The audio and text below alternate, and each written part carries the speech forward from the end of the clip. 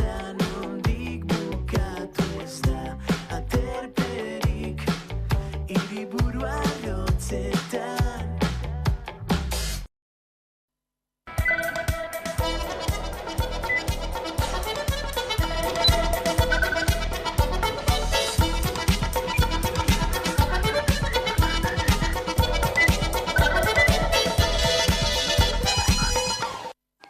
Akordiorik gabe jarraitzen du Bizkaiko metalgintzak. FEBEM eta sindikatuen arteko atzoko bileraren ostean aurrera pausorik eman ez dela nabarmendu dute sindikatuek eta 5 eguneko grebara deitu dute azaroaren 28tik abenduaren 2.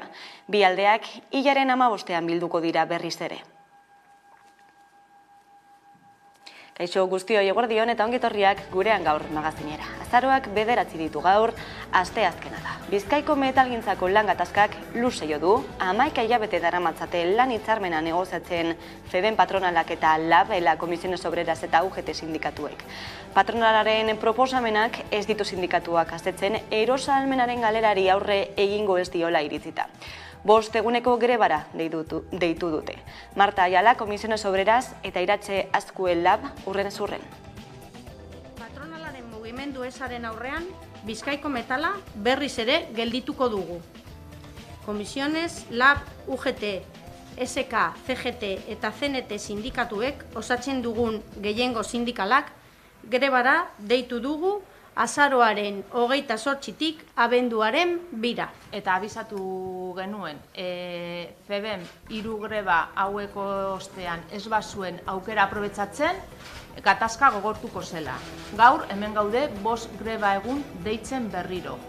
Espero dugu FEBEMek aukera aprobetsatzea, baina 5 greba egun hauek eta gero FEBEMek jarraitzen badu bere jarrera berdinarekin argi dagoena gatazka gogortuko dela gehiago.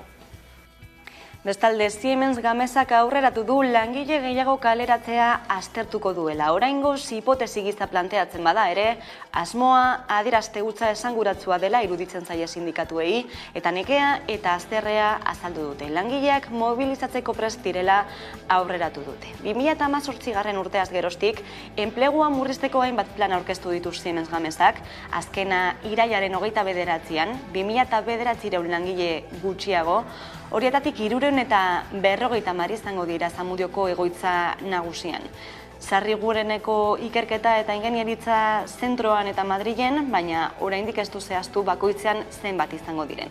Zamudioko eta Sarrigurengo langileak mobilizatzeko prest direla esan du ELA sindikatuko Pui Remirezek. Datorren astean xehetasun gehiago emango dituztela gaineratu du. Eta Eusko Jaurlaritza eta oposizioko taldeak Vox izan ezik biltzen hasi dira 2023ko aurrekontu proiektua negoziatzeko. Elkarri entzuteko eta hitz egiteko borondatea erakutsi badut ere, kontuen edukiari dagokionez jarrerak urrunduta eseriko dira mailan. Akordioa lortzeko borondate argia dutela, eztan dute Elkarrekin Podemosetik, eta osasun etxebizitza krisi energetiko edota hezkuntza arloko proposamenekin joango dira gaurko batzarrera. Euskal Herria Bilduk nabarmendu du bizitugun aro aldaketan erronkei egiturazko neurrien bidez erantzun behar zaiela. Eta besteak beste, fiskalitatearen eztabaida eramango du mahai gainera. Atzokoan gurean izan zen Iker Casanova, Bilduren legebiltzarkidea, eta honek dio Jaurlaritzari dagokiola politikoki fiskalitateari buruzko eztabaida lidertzeko erantzukizuna. Azkenean aurrekontuen definizioa, aurrekontuen kuantifikazioa fiskalitatean oinarritzen da. Eta uste dugu, lehen aipatzen genuen mundu mailan arroldaketa baten aurrean gaudela, eta fiskalitatea ere eztabaidagai da mundu osoan.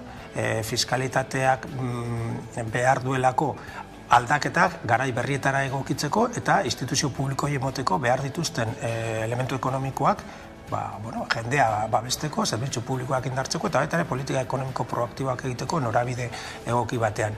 Beraz, gu bai fiskalitatea inguruan neurriak eskatuko ditugu eta pentsatzen dugu edozein eztabaida aurrekontu eztabaidatik ezin dela atera gai hau. Eta Lurrama Euskal Laborarien azoka ospatuko da Biarritzen bihartik larunbatera bitartean. Udane Arbeo, konta eguzu? Pirinioetako mendien omenez bizi den mendiaren alde lelopean Lurramaren 17. edizioa egingo da ostegun honetatik larun batera bitartean, eta aurtengo xede nagusia izango da mendiak laborarien eta etxaldeen bizimoduan duen garrantzia jendeari ezagutaraztea. Testuinguru honetan 11 bertan izango da Biarritzeko Irati aretoan, eta bertatik Kanaldude telebistarekin batera saio berezi eskainiko dute ostiral honetan gaueko iluntzeko 8:00 9:00 bitartean. Bertan solasaldiak, erreportajak edota elkarrizketak ikusteko aukera izango zuen, beraz piztu 11 eta bat egin lurra. Bueltan da Lurrama Biarritzeko Irati aretoan. Azaroaren 10-tik 12 ospatuko da laborarien azoka garrantzitsua. Pirinioetako mendien omenez, biziden mendiaren alde izango da 17. edizio honek hautatu duen leloa. Hala mendiko laborantza eta artzaintza jardueren gainen indarra egin nahi dute antolatzaileek. Bestalde laborantza eremuetako eta hirigunetako biztanleriaren arteko lotura sendotzea izango du xedetzat azokak. Aurten berrikuntza gisa ostegunan hasiko da azoka. Ostirala azaroak 11 lehenengo mundu gerraren armistizioaren urteurrena izanik jaieguna denez Ipar Euskal Herrian merkatuak egun bat lehenago zabalduko ditu bere ateak, hala ikastetxe eta lizeoetako ikasleen bisite jaso ahal izateko. Egitarau zabala antolatu dute 3 egunetarako. Azokaren lehenengo egunean, zer mendi bizi nahi dugu galderari erantzuten ahaleginduko dira. Biharamunean aurre historiatik egundaino jendeak mendian nola baliatu duen aztertuko du arkeologian doktoretza duen Pablo Martikorenak. Eta azokaren 3. eta azken egunean Artza, Otsoa eta Kabali kanpoko hazkuntzaren arteko harremanen gainean arituko dira. Hain justu mendiak etxaldeen eta laborarien bizimoduan duen garrantzia jendeari ezagutaraztea izango da aurtengo Lurrama edizioaren xede nagusia. Pirinioetako mendietan hazkuntza eta artzaintza dira jarduera nagusiak. Lurraldearen egitura eta baita nortasunaren ikuspuntutik ere garrantzi handia du mendiaren zaintza hartzeak, hala nola garbiketa eta manteinu lanak bermatuz. Testuinguru honetan 11ak Kanaldude herri telebistarekin bat egingo du eta ostiralean saio berezia eskainiko dute zuzenean Biarritzeko Irati aretotik. Arratsaldeko 8:00 9:00 piztu 11 eta bat egin Lurramarekin. Elkarrizketak, solasaldiak, erreportaiak eta gehiago zuzenean Biarritzetik.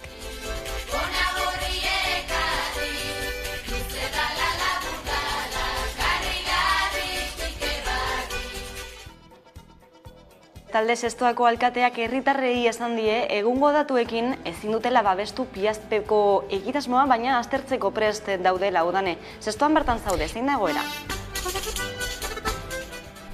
Iragan astean Zestoako udalak herribilera deitu zuen Piazpe proiektu eolikoen inguruan herritarri euren informazioa helarazteko momentu zuten. Informazioa helarazteko udalaren erabakia izan zen Statkraft enpresa Norvegerreko kideak ez gonbidatzea, eta bertan Mikel Arregi alkateak desadostasuna eta kezka agertu zuen proiektu eoliko horien inguruan. Errezil, Azpite eta Zestoa artean 5 aerosorgailu eraiki nahi dituzte 205 metroko altuera izango dutenak, eta aerosorgailu horiek 170 metroko diametroa hartuko dute. Arregi alkateak azpimarratu du, kezka agertu du, bertan ikaragarria izango delako inpaktua bai bisualki baita paisajistikoki baita bertako bizilagunen jardueran. Eta bestalde kirolen bueltan, Behobia Donostia lasterketa egingo da igande honetan, ia 30.000 lagunek eman dute izena, zenolakoa izango dela aurreikusten da udane? Igande honetan izango da Behobia Donostia Euskal Herriko lasterketa jendetsuena 57. ekitaldia izango da. Aurtengoa eta 29.732 lagunek eman dute izena. Jada, emakumeak inoiz baino gehiago izango dira, 128 emakumeak izango baitira, alegia 8.500 emakumeek eman dute izena. Eta hori ala antolatzaileak pozik agertu dira, euren helburua emakumeen eta gizonezkoen kopurua parekatzea baita. Esan behar da, iazkoa koronavirusaren ondorengo lehenengo ekitaldia izan zela eta parte hartzaileen kopuruak bera egin zuela, baina esan bezala aurtengo edizioa berriro ere jendetsua izango da eta aurtengo leloa gozatu izango da. Behobian ekingo diote lasterketari eta Donostiako bulebarrean amaituko da. Eskerrik asko udane Arbeo. Eta Osasunaren eta Bartzelonaren arteko futbol partida sedarren jokatu horretik, Iruñeko Iturrema auzoko Ezpala tabernan, Bartzelona eskuin muturreko jarraitzale batzuek istiluak eragin dituzte. Hainbat txanodun sartu ziren atzo, bengalak jaurti eta kalteak eragin zituzten tabernan, eta 3 zauritu izan dira. Sandra Urra, Iruñatik kontatuko digu.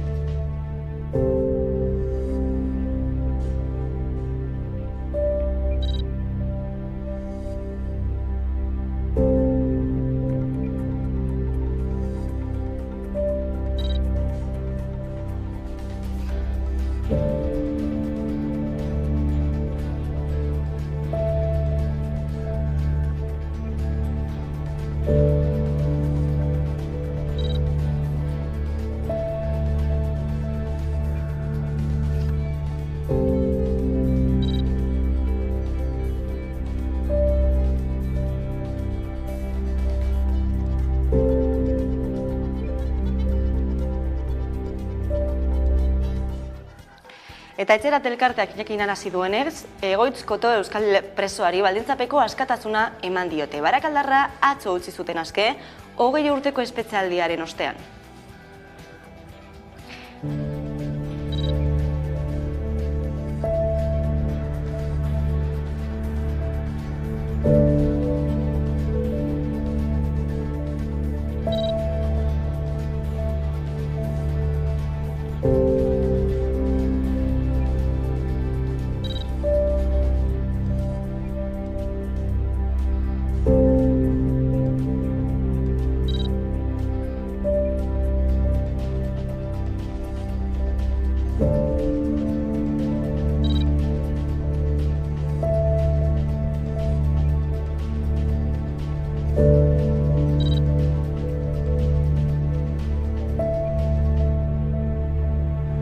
Eta banatu dira, Euskal Kazetaritza sariak. Berria FM podcast feministak irabazi du kazetaritza digitala eta narratiba berriak saria, Maider Galardi F.Agirrek jaso du, eta bestalde Pablo González eman diote adierazpen askatasunaren Jose Maria Portel saria. Pablo González hitzak haren emazte Oiana Goirieranen hitzetan entzun dira ekitaldian. Eta beti egiaren zerbitzura egon behar da. Euskadiko kazetaritzaren gaua da. Bertan informazioaren eta komunikazioaren arloko profesionalak saritzen ditugu. Dena den, lehenengo eta behin eskerrak esan dudan bezala.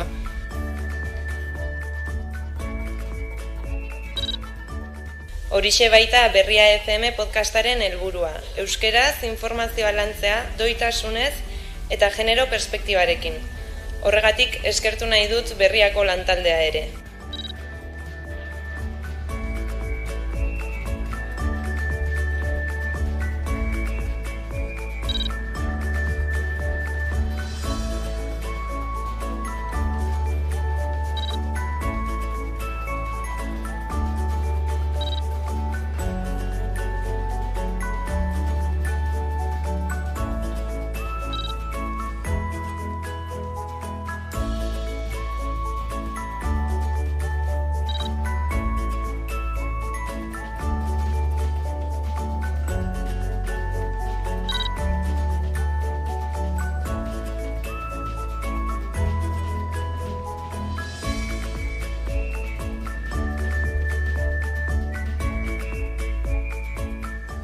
Euskal Herriko hainbat LGTBI kolektibok translegea Espainiar Parlamentuan izaten ari den oztopoak salatu dituzte. Horren aurrean jarrera irmoa izatea eta legea lehenbailen onartzea ahalbidetzeko eskatu diete euskal ordezkari politikoei.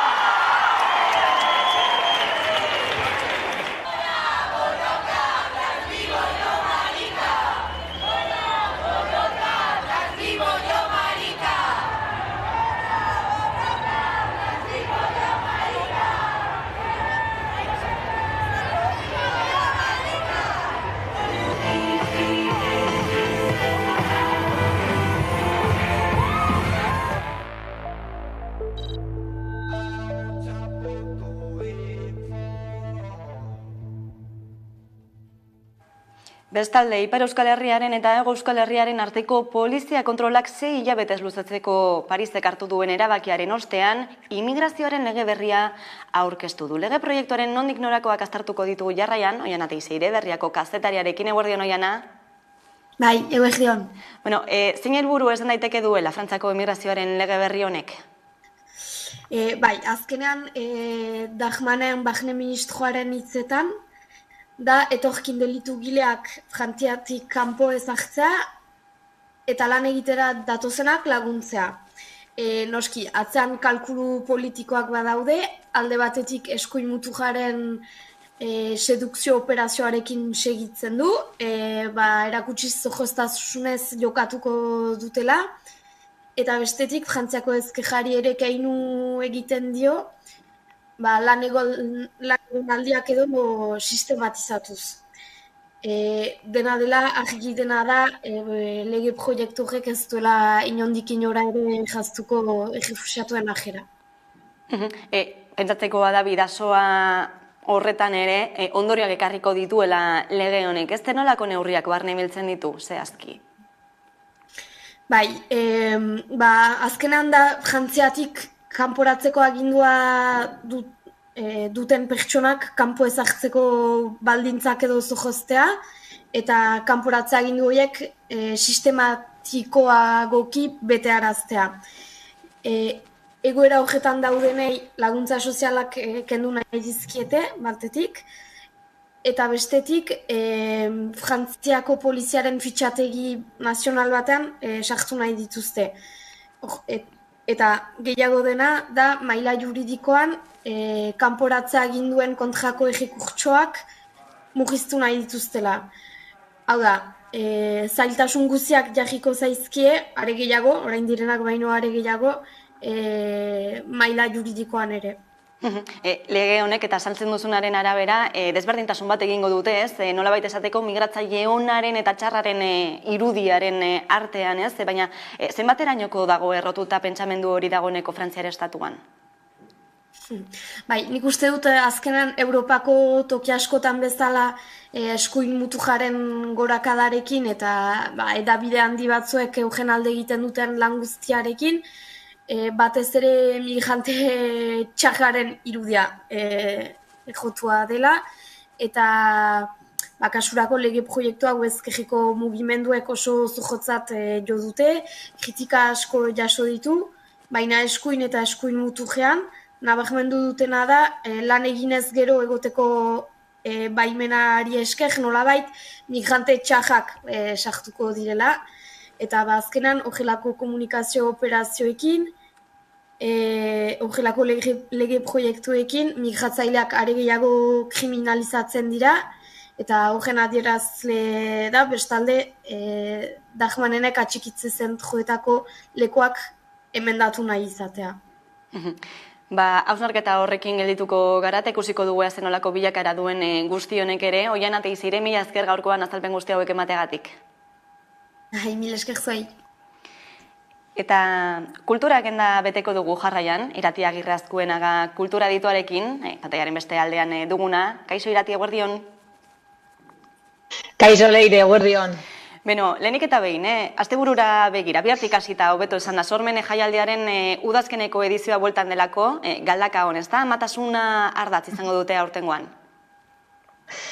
Hori da, bai, ondo esan duzu, azken azaroaren 10-etik aurrera Euskal kulturari plaza berri bat eskaintzera dator Sormene, Galdakaon, eta bihartik aurrera eta igandera bitarte. Eukingo dugu Galdakaon bertan, Torrezabal kultur etxean, kulturaz eta sorkuntzaz, transmisioaz, amatasunaz, euskaraz, edo euskara ardatzi izango duten sorkuntza ikusteko aukera. Gainera, udaberrian edizio bat izan zuen Sormenek, ondo dakigunez, maiatzean, eta udazkeneko edizioa, Torrezabal kulturretzean izango da. Eta Galdakaoko zein Euskal Herriko sortzaileentzako plaza izan nahi dutela azpimarratu dute sortzaileek, eta aniztasun horren isla izango da baita ere eskaintzea duten programazioa. Oiko hildo ez gain, zuk ondo esan duzune, Sormenen oiko hildo ez gain, amatasuna ere erantzi dute azken aldi honetan asko plazaratu delako gai hau Gotzon Barandiaren zuzendari artistikoa, Sormeneren zuzendari artistikoa azpimarratu duen. Ez beraz, azaroaren 10ean goizean ilustrazio tailerrak egongo dira ikasleentzat Eider Eibarren eskutik eta arratsaldeko 7etan euskaraz sortu emanaldi berezia eskainiko dute euskaraldiarekin ere lotuz Anela Baka eta Miren Amuriza bertsolariek. Eta egun berean Esti Marquez eta Dana Herriaino musikariek Marquezen hitzekin jolasean disko berriaren lagin bat ere plazaratuko dute. Hurrengo egunean ostiralean arratsaldeko 8etan dantza eta bertsoa uztartzen duten Amaraun ikuskizuna izango dugu holtzan, Oiana Iguaranek eta Amaiur Luluagak egindakoa, eta larun batean arratsaldeko 5:00 adibidez Mari Deion konpainiaren Amur izango dugu ikusgai, maitasuna zentzu guztietan edo bestelako zentzutan ere erakusten duen obra.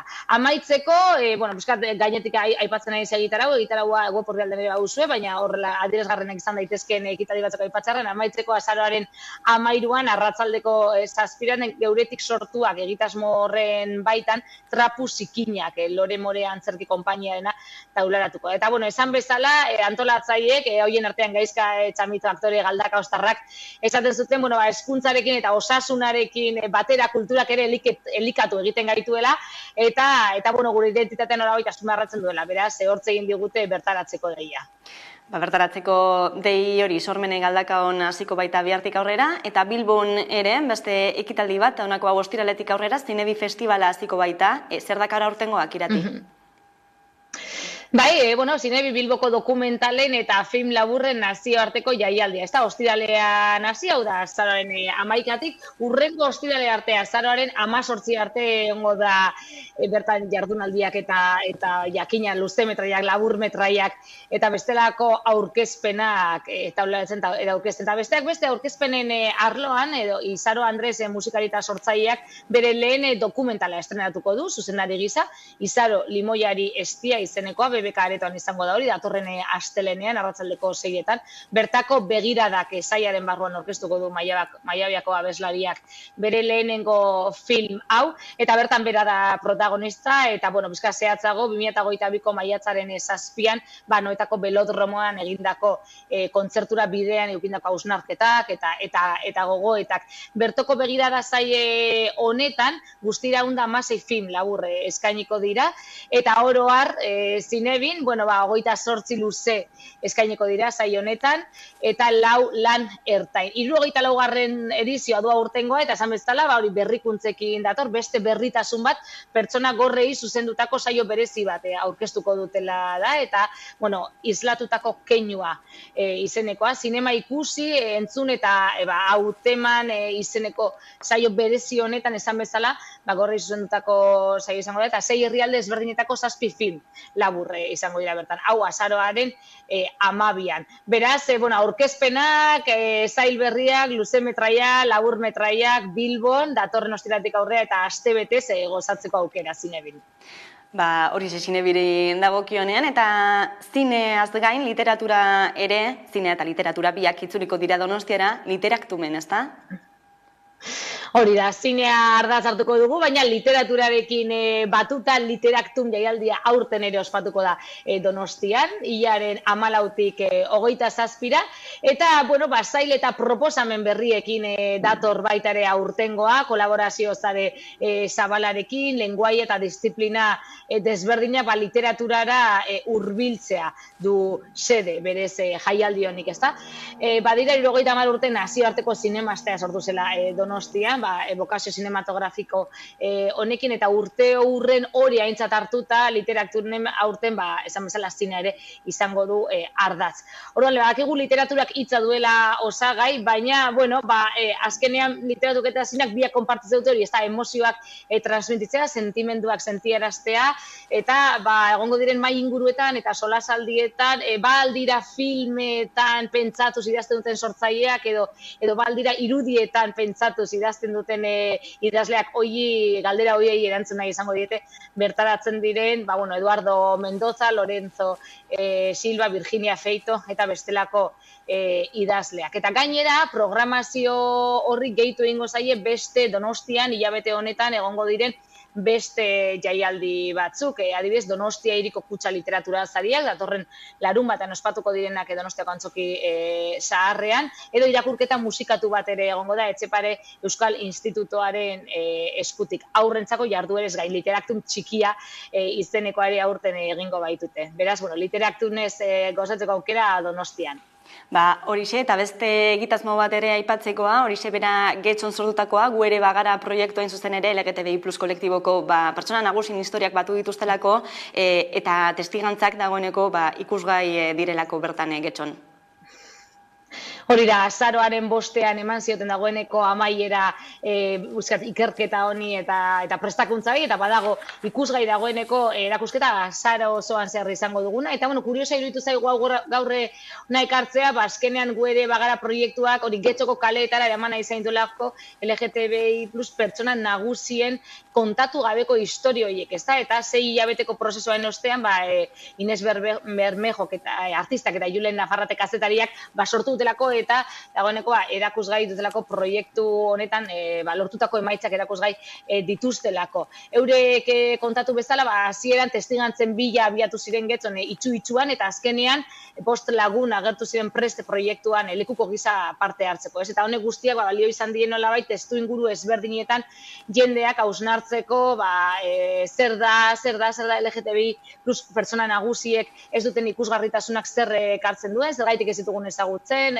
zergaitik ez duten ikusgarritasun hori, eta esan bezala, toki desberdinetan izango dugu ikusteko aukera, eta polita da berez erakusketak oinarrean kontakizuna dituztelako, ezta? Proiektuan jasotako kontakizun guztien parte hartzaileen anonimotasuna bermatuko da, jakina eureko lao eskatuta, baina garrantzitsuna ez da zeintzu diren pertsonaiek, baizik eta ze relato eta ze narratiba sortzen duten bere horretan. Gu ere bagara izeneko erakusketa hau ikusgai Getxon, Algortan, Portu Zaharran, Erromoko kulturetxetan eta eretako hainbat kaleetan.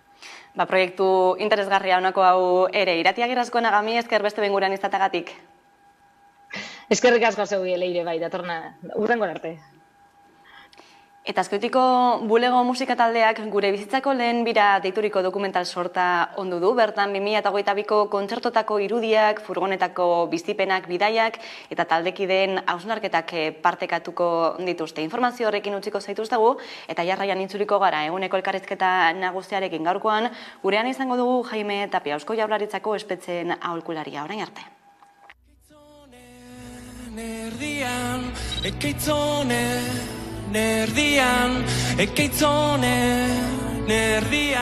Beti amestu izen deuna, beti nahi izen deuna, taldeak eukitzie, jenina iatzie, da amets bat, baina ez nahu,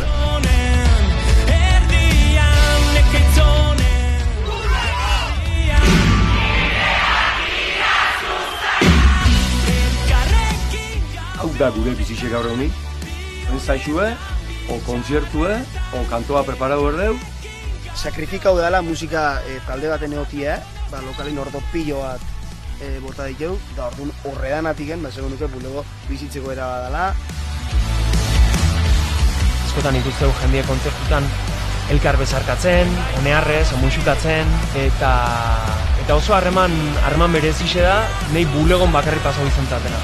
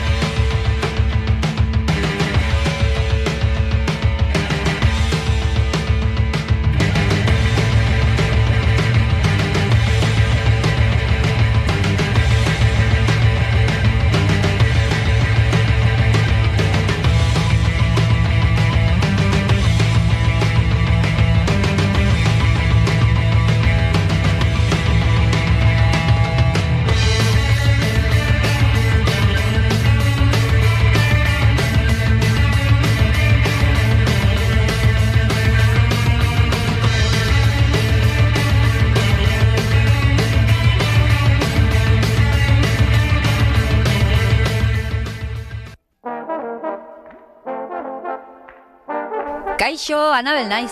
Hemenago, 11 lagunen dei bat entzai. Ze nahiko dute oraingoan. Laster jakinen dugu. 3. denboraldia? Bale, bai. Banoa! Orain arte Nafarroako herri eta txoko ezberdinak ezagutzeko aukera izan duzue. Baina Nafarroa oso handia da, eta bada oraindik zer ikusi eta zer ikasi. Zatozte gurekin Nafarroairen 3. denboraldiaz gozatzera. Guazen!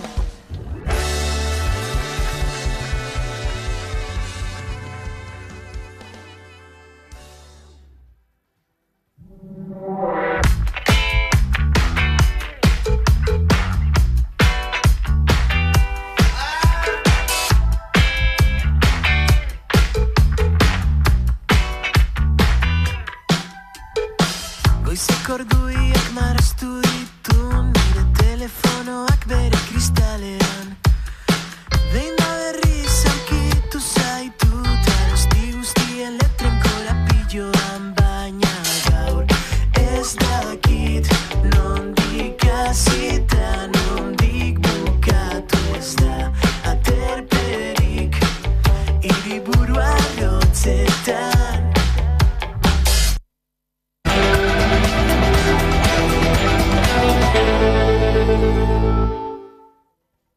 Egunero legez eguneko elkarrizketari atea irekiko diogu, eta horretarako gaurkoan gurekin daukagu Jaime Tapia, magistratua, eta Eusko Jaurlaritzako espetxetako aholkularia, eguerdion, ongetorri. Eguerdion, zuri.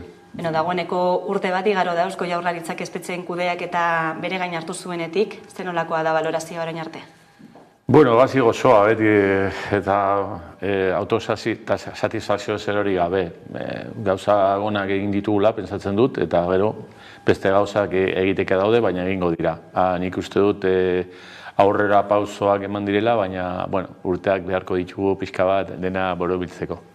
Zein ere mutan eragin daiteke kontuan hartuta ez, espetxe politika oraindik ere estatu mailan egiten dela? Nik uste dut adibidez, hirugarren graduetan edo, erdi askatu zenean deritzo erregimenetan. Pentsatzen dugu poliki-poliki hasien dela kopuru hori, portzentai guke hasia batean prateatzen genuen 40ko portzentaia hori, zehazteke non finkatuta edo lortuta egongo zen.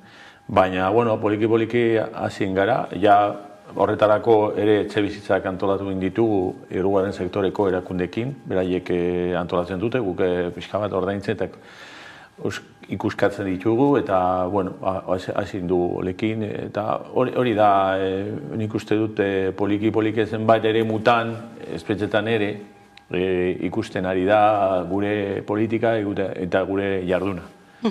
Izan ere datuak ikusita ez, urte beteko epe honetan Eusko Jaurlaritzak 457 gradu progresioa eman ditu, eta horietako batzuk 25 euskal preso politikoen kolektibokoak dira, baina gertatu izan da baita ere Audientzia Nazionalak horietako batzuk atzera botatzea. Guk beti izan dugu eta esango dugu errespetatzen dugula. Guk gure lana justifikatzen dugu administrazio erresoluzioen bitartez, akordioen bitartez. Norbaitek aztertzen baditu erresoluzio horiek, akordio horiek, ikusiko ditu gure parametroak sendoak direla, bai juridikoki eta bai zientifikoki, hau da, batzorde tratamenduak proposaturiko proposamenak edo eskaerak dira, beraiek profesionalak eta gainera adituak dira, eta guk beren proposamenak aztertzen ditugunean, eta bere iradokizunak eta beren eskaerak onartzen ditugu. Beraiek ez badut eskatzen, ez dugu onartzen. Horrek suposatzen du, bai juridikoki esan dudan bezala, juridikoki eta zientifikoki, hau da, beraiek proposatutako iradoki zuzenduz, benetan gure dena hor dago. Ezin dute inork kritikatu, eta nik uste dut, Audientzia Nazionaleko autoetan edo erresoluzioetan ere ez dela agertzen kritika bat. Badaude ñabardura batzuk, batzutan pentsatzen dute igual askatasunaz gabetetako pertsonak oraindik zer egin behar dutela, Baina, bueno, hildo honetik goazela pentsatzen dut. Dena den, aipatu duzun bezala oinarri juridikoetan, oinarrituta ematen dira Eusko Jaurlaritzatik 3. gradu hauek, orduan zein argudio dago, Audientzia Nazionaletik horiek atzera botatzeko? Bueno, beraik normalean pentsatzen dute oraindik pertsona askatasunez gabetuko pertsona horrek zeo zer gehiago egin behar duela. Oraindik, antzematzen ditu zenbait pauso urratsak eman dituztela, baina oraindik zeo zer geratzen zaizuela. Batzuta, finkatzen duten barkamenean, edo esaten dute, igual barkamena igual zehatzago eskatu behar dutela, edo zera mutze hori nahikoa garbia ez dela, baina guk printzipioz, 3. gradua eman dugunean, edo ez lehitu dugunean, pensatuen dugu, baietz. Eta gainera ez gure iritsa baitzen, esan dizudan moduan, beste aditu batzuk, kartzeletan espetxeta daudenek, pensatzen baitute ere, bide hori egin dutela. Gero Audientzia Nazionalak pentsatzen du egin duela, baina ez dela nahikoa egin behar dutela. Eta horrekin lan egingo dugu. Pentsatzen, beraiei helarazi edo esan behar diegu, gauza hau gertatzen zaizu, azkenean, 3. gradu hori lortzeko, eta, beraiekin, presoekin batera lan egingo dugu. Audientzia Nazionalean zertxo bait gehiago eskatu behar dela, ez? Aipatu duzu, uste duzu, gurean ere horrelakoak badaudela, esparru judizialean, horrelako sektoreak badaudela? Ondo lertzen badizut, hemen gauza hori gertatzen dira beste askatasunez gabetutuko pertsonekin. Gertatzen da hemengo Bilboko zaintzako epaitearekin. Batzutan epaitea horrek pentsatzen du, guk emandako 3. gradu bati, oraindik ez dela nahiko denbora pasa, oraindik goizegi dela. Beti egongo gara eztabaida horretan. Zenbaitean gauza alderebez gertatzen da. Guk ez diogu pertsona bati 3. gradua ematen, berak errekurtso jartzen du, eta, errekurtsoaren bitartez lortzen du 3. gradua. Hori, batzutan gertatzen zaiguna da oso elementu subjektiboak daudela. Aztertzeko eta batez erabakitzeko unean, zehatz jakiteko pertsona hori prestatuta dagoen ala ez, erdi askatasun horretan bere azken zatiko zigorra betetzeko. Hori, zalantzazkoa da.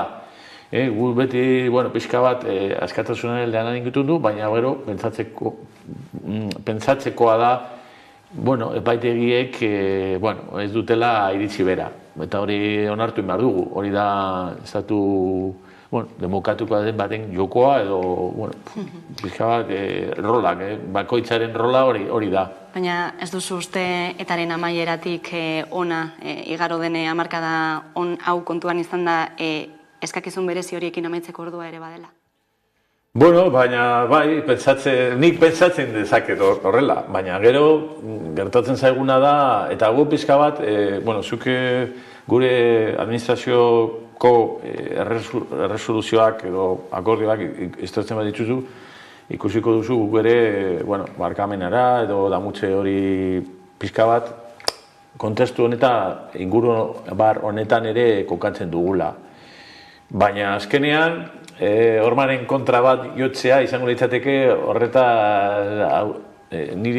horretaz ahaztutzea edo pentsatzen behar dugu horrela dago, jokoa. Eta amaitzen bada, amaituko da. Oso kritikarria izan da barkamenera eta damutxe horretaz badaude zenbait epaile, badaude zenbait iritzi artikuluak, zalantzan jartzen dituztenak, halako betekizun horiek benetan pertsona batek betetzea, baina guk horretatik irten behar dugu edo horretan kontuan hartu behar dugu eta askatasunaz gabetuko pertsona hori horrek badaki ere horrela dela. Orain arte bederen, gauzak alda daitezke ere. Espetxetako zuzendaritzak esan du Langrez bideari jarraituta agian berrezarri daitezkela biktimen eta biktimarioen arteko bilerak. Aurrerapenik alda horietan? Bueno, guk hasieratik esan genuen, benetan justizia restauratiboak deritzona martxan jarri nahi genuela, eta horretan gaude. Nik uste du ja oso gutxi geratzen dela martxan jartzeko. Guk biktimenekin ere harremana izan behar ditugu, biktimario eta kontuan harturik ere beti diskrezioz edo isiltasunez edo inolako salarparterik gabe egingo dugula. Nahi biktimarioek eta bai biktimek ez dute egunkarietan edo berrietan agertze. Eta horrexegatik beti diskrezioz osoz egin beharko dugu, guztu dugu bai batzuek eta bai besteek nahi dutela, mesedegarria izan lietxaikela, benetan, beraiek esan baitigute, zenbait kasuetan ez denentzat, eta beti borondate askeekin, ezin dugu inor derrigorrertu ez bultzatu horretarako, eta, egingo dugu, pixka bat, biktimen aldetik eskubidei bezala, beraien eskubidea bai da, biktimen estatutuan agertzen denez, beraien eskubidea da justizia restauratiboarena, beraiek eskadezakete, eta guk eman behar diegu biktimei. Eta bestetik, biktimarioek ere, bere birgizarteratze prozesuan onuragarria izan daitekela uste dugu, eta horretarako ere poliki-poliki nik dut dut, azter gaudela, baina ezin dizut gehiago esan. Baina beste bilera sorta bat egongo da. Eta gero kontuan harturik justizia restauratiboa ez dela beti topaketa bat. Izan daitezke tailerrak, panelak, izan daitezke beste komunitateko, gizarteko pertsonekin, beti gure buruan dago topaketarena, baina hori ez da derrigorrezkoa. Gerta diteke, baina ez da beharrezkoa justizia restauratiboari buruz hitz egiteko, edo jarduera hori horrela izendatzeko. Konfidentzialtasuna aipatu duzu, ez da, horrelako topaketak arrakastatzu izan daitezen, orain arte hori bete dela esango zenuke? Esan dezakegu oraindik ez dela hasi. Aurre jardunean gaudela. Horretarako ere beharrezkoa baita poliki-poliki gauzak ondo egitea. Azaldutako utzuneak edo okerkuntzak berriro ez gerta ez daitezen. Bai batzuek, bai biktimek eta bai biktimarioek esan digute, gauzak zenbait kasutan, zenbait alditan ez dira ondo egin. Eta guk ez dugu hori errepikatu nahi. Guk nahi dugu, bai biktimek eta bai biktimarioek, ondo eta inolako arazorik gabe egon daitezela. Eta horretarako printzipioz pentsatuen genuen azkarrago joan gintezkela, baina gero pixka bat kontuatuen gara poliki-poliki joan behar dugula. Eta ondo egiteko, gauzak ondo egiteko, inor ez azerrez dezan, dadin, edo besterik gabe, gauzak ondo goruitzeko. Horrelako saioak non egingo dira, kartzelan bertan? Nik orain ja pixka bat abstraktuki edo esan daitezke bai espetxetan edo bai kanpoan. Segun pertsona egongo dira batzuk espetxetan egin daitezke, esan dizudan moduan, batzutan ez dira topaketak, badira tailerrak edo bai dira zirkulak deritzonak. Horretarako, eta guk ere pentsatu indugu zenbait pertsonak, adibidez, hirugarren graduan daudenek, igual nahiago dute edo pentsatzen dute beraientzat ere komenigarria dela, eta naiz eta, eske ez da beharrezkoa ezerintzat, hori da pertsona bakoitzeko bere alde batetik, bere dolumina edo bere sentimenduak pixka bat azete betzeko eta pixka bat mitigatzeko duen dulua edo deno ditxara. Hori da azkenean, horretarako egon daitezke kanpoan ala espetxetan. Segun zein izango den, pertsona, biktimarioak, esan nahi dut, edo, eta egon daitezke. Lehen ere eta beste herrialdetan ere, kanpoan egon dira, beste kasutan barruan, hori erabakiko da segun pertsonengan, arabera, pertsonengan. Justizia restauratiboz ari zara, ura posible dela uste duzu Euskal Presoentzat salbuespenezko legedi bat ezarrita dagoen bitartean? Hori, batzuek pentsatzen dute ezetz, guk pentsatzen dugu baietz.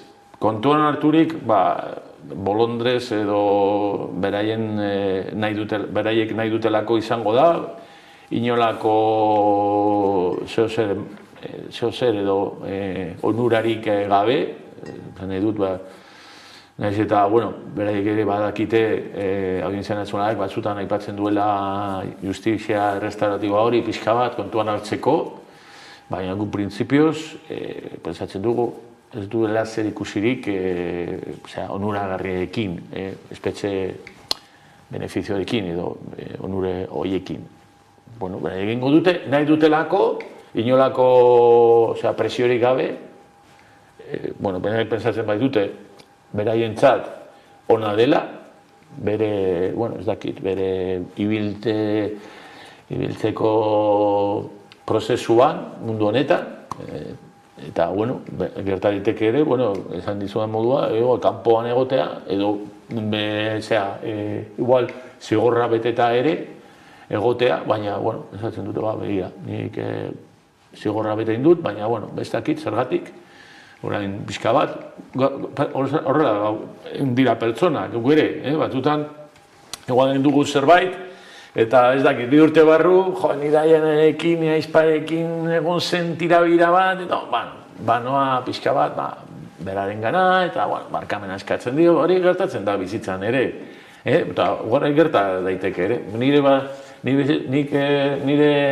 barrukoa aztertzen badu, nik ere ikusten dut, igual ez naizela 20 edo 10 urteko pertsona bera. Aldatu indut, nire irizaera, nire iritzia, eta pensatzen dut, beraiek esan bai digute, zenbait biktimarioek, eskatasun jabetutuko personek ere esan digute, beraiek ere,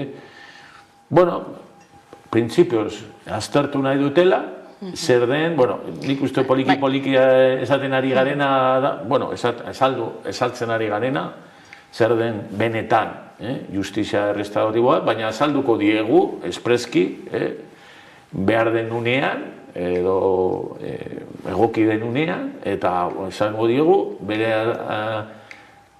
zalantzak edo aurreritziak edo dakoak erantzunko ditugu, eta honen ondorioz, bakoitzak bere erabakia hartzeko du. Ez du zer ikusirik orduan zuretzate justizia restauratiboak lege antiterrorista indarrean egotarekin? Guretzat ez. Garbi daukagu. Gertatzen dena, nik aipatzen dut, hori bai dago, eta beraiek ere bai dakite, zenbait Auzitegi Nazionaleko autoetan agertzen da. Beharrezkoa dela ez, baina, nik irakurtzen ditudanean, pentsatzen dut, epaileak edo epaitegiak dio komenigarria dela.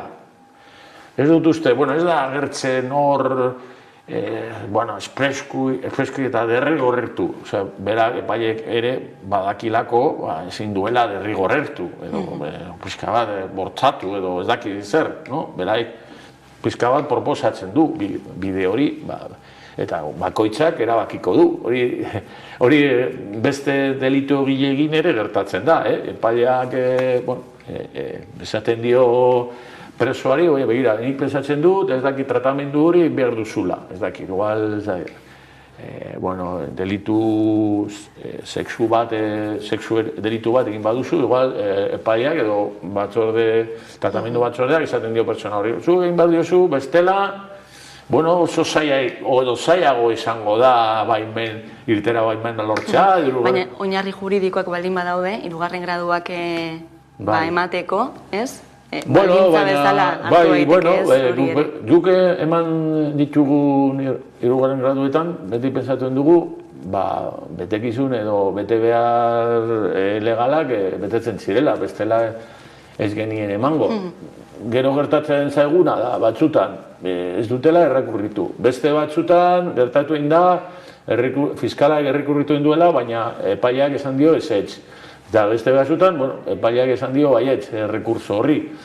Baina esan dizudan moduan, oso, nik printzipioz pensatzen dut, bestela ez nuke halako horik egingo, pensatzen dut nire iritzia onena edo justuena dela.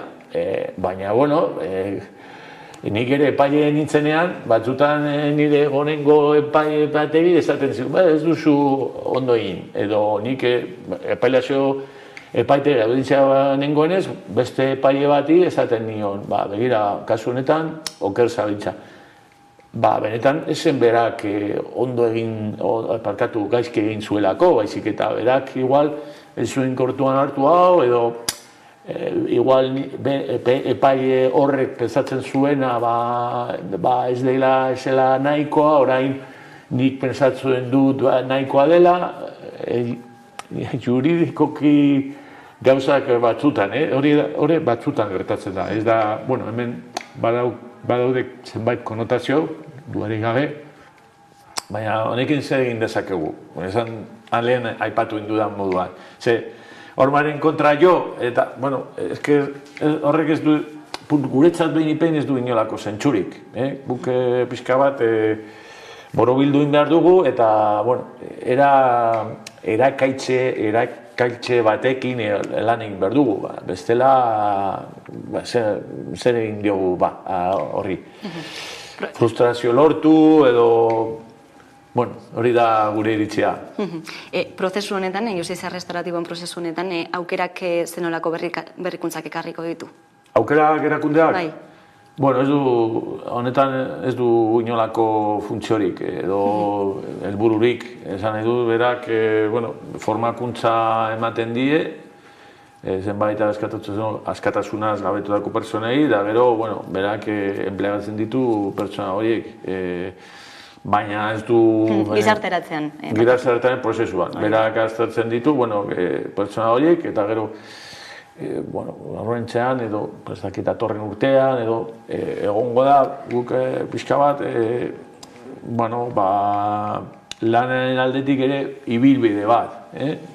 Pertsona horrek zenolako gaitasunak dituen, aztertuko dituzte, aukerako arduradunek, eta hora kontuan harturik, batzuk ez dute inolako gaitasunik, horrela da bizitza, horrela egoera, eta batzuek badituzte, eta honekin lan egiten, bereik, pixka bat, itinerario, ibilbide bat egingo dute, pertsona lan munduan, birgizarteratzeko orduan. Eta gero, beraiek ere, egin behar dutena, eta egiten ari direna da, zenbait formakuntza, presoentzat, eta zenbait lanak ere ematen dituzte tailerretan, espetxetan deritzen den tailerretan, kafetegi batean, ekonomato batean, edo zenbait enpresek espetxen barruan badute ere tailer bat gauzak montatzeko edo antolatzeko. Beste gai bat ere bada, gaixotasun mentalaren gure gizartean eta espetxetan ere nabaritzen dena, ez? Nola eragingo zaio honi Eusko Jaurlaritzaren aldetik? Guk lan egiten ari gara, alde batetik osakidetzeko ardurarekin, beraiek azkenean guk hartatzen gaituzte, eta beraien guk bete izaten diegu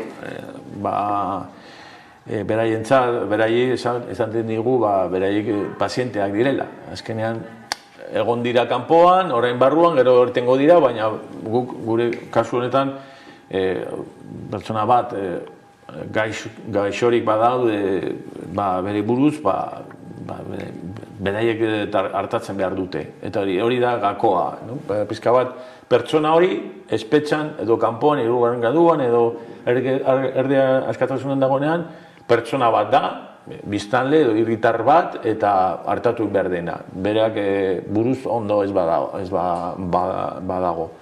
Ondo ez badago. Gero, hartatu behar dugu zenbait hirugarren sektore erakundekin. Zenbait kasutan, pertsona horiei beste laguntza bat emateko, Osakidetzeko ardurarekin batera, lantalde edo kolaborazio eginez.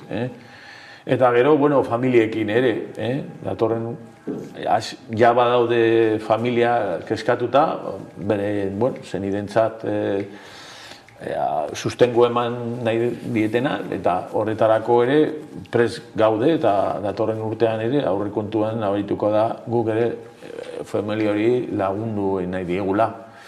Eta hori da pixka bat borobildu, Osakidetza, hirugarren gradu erakundeak eta gero familiak. Deno batera, azkenean oso gai garrantzitsua bai da osasun mantelarena. Amaitzeko azken galdera ere, espetxetan dagoen, Euskal Espetxetan dagoen langile faltaren aurrean zein bide hartuko da? Bueno, guk ja poliki-poliki, ja amaitu indugu lan poltsa bat, nik uste dut atorren hilabeterako prest egongo dena, ja pixka bat pertsona horiek ja aukeratuta daude, orain pixka bat gehitu behar zaio zenbait izapideak eta bar, baina pensatzen dugu datorren bilaterako az daitezkela espetxetan lan egiten. Horrek suposatuko du pixka bat lehunduko. Gero, hori da guk hartuen genuen herentzia bat, esan dezakeguna, eta horrela poliki-poliki, gauzak konpontzen ari dira, zenbait aparteko orduekin, eta nik uste dut lan poltsa hori mesedegarria izango dela, dagoen arazoa konpontzeko. Jaime Tapia magistratua eta Eusko Jaurlaritzaren espetxetako aholkularia, eskerrik asko gaurkoan Hamaika Telebistara gerturatzeagatik. Zuri eskerrik eta hurrengo arte. Eta tarte baten ostean itzuriko gara, egunero lege solasaldiari ekiteko, gaurkoan gurean izango ditugu Alaitz Argandoña eta Jon Antza. Orain arte.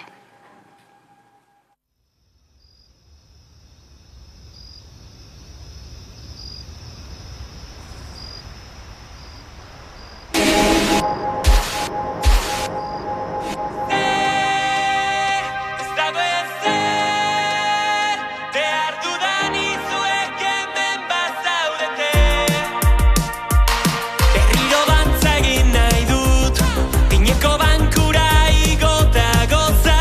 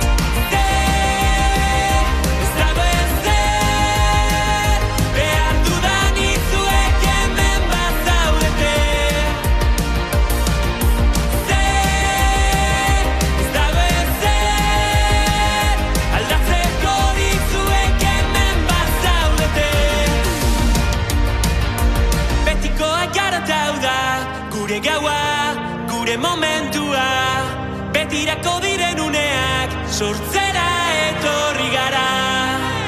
Betikoak hartau da, gure gaua, gure momentua, betirako diren uneak, sortzera etorri gara.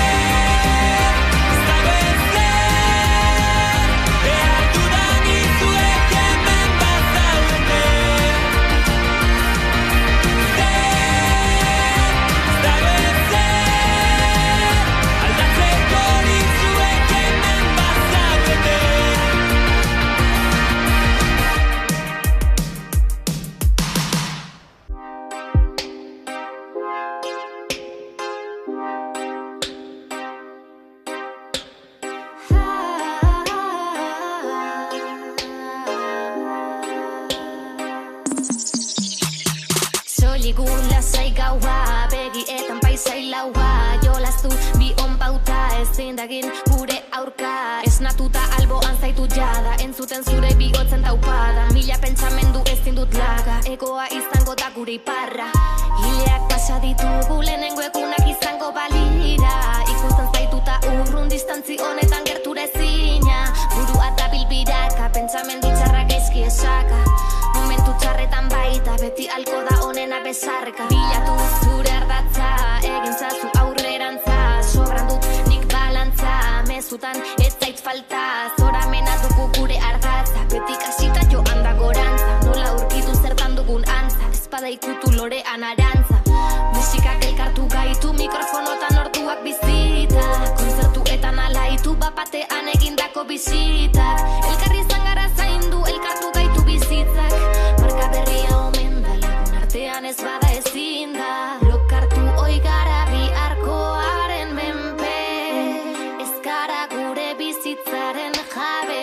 Bakardadez inguratuta gaude, arnetiko ezten berotutako labe. Bakarrik egondenak ezagutzen du bere burua, negar egin duenak baloratuko du postasuna. Famatu izan nahian, ez baita maituko da saldua. Pobreziaren baitan, orkestu nahi bizitzan lusua. Utzi nahi ez duzun hori, euki itazu bibegi. Gozatu egun da beti, ausartu egiten berri. Zure ametsak egibi urtzen dira, horretan sinisten bada egin ezazutira. Bizkarra eman beharrean aurpegira begiratu, inork ez gaitu salbatzen, bizitzekin bar dugu gidatu. Jendearen gezurrak entzun beharrean albokoak maitatu. Bide luzea eginda jada, etorkizuna zure eskutan daukazu. Zure eskutan daukazu, ezin zaitu inork aldatu. Ez zaitez naztu, maite duzun dena hartu da borroka ezazu. Mundu aldatu, legearen kontra behar gara batu. Bide luzea eginda, etorkizuna zure eskutan daukazu. Zure eskutan daukazu, ezin zaitu inork aldatu. Ez zaitez naztu, maite duzun dena hartu da borroka ezazu. Mundu aldatu, legearen kontra behar gara batu. Bide luzea eginda, etorkizuna zure eskutan daukazu.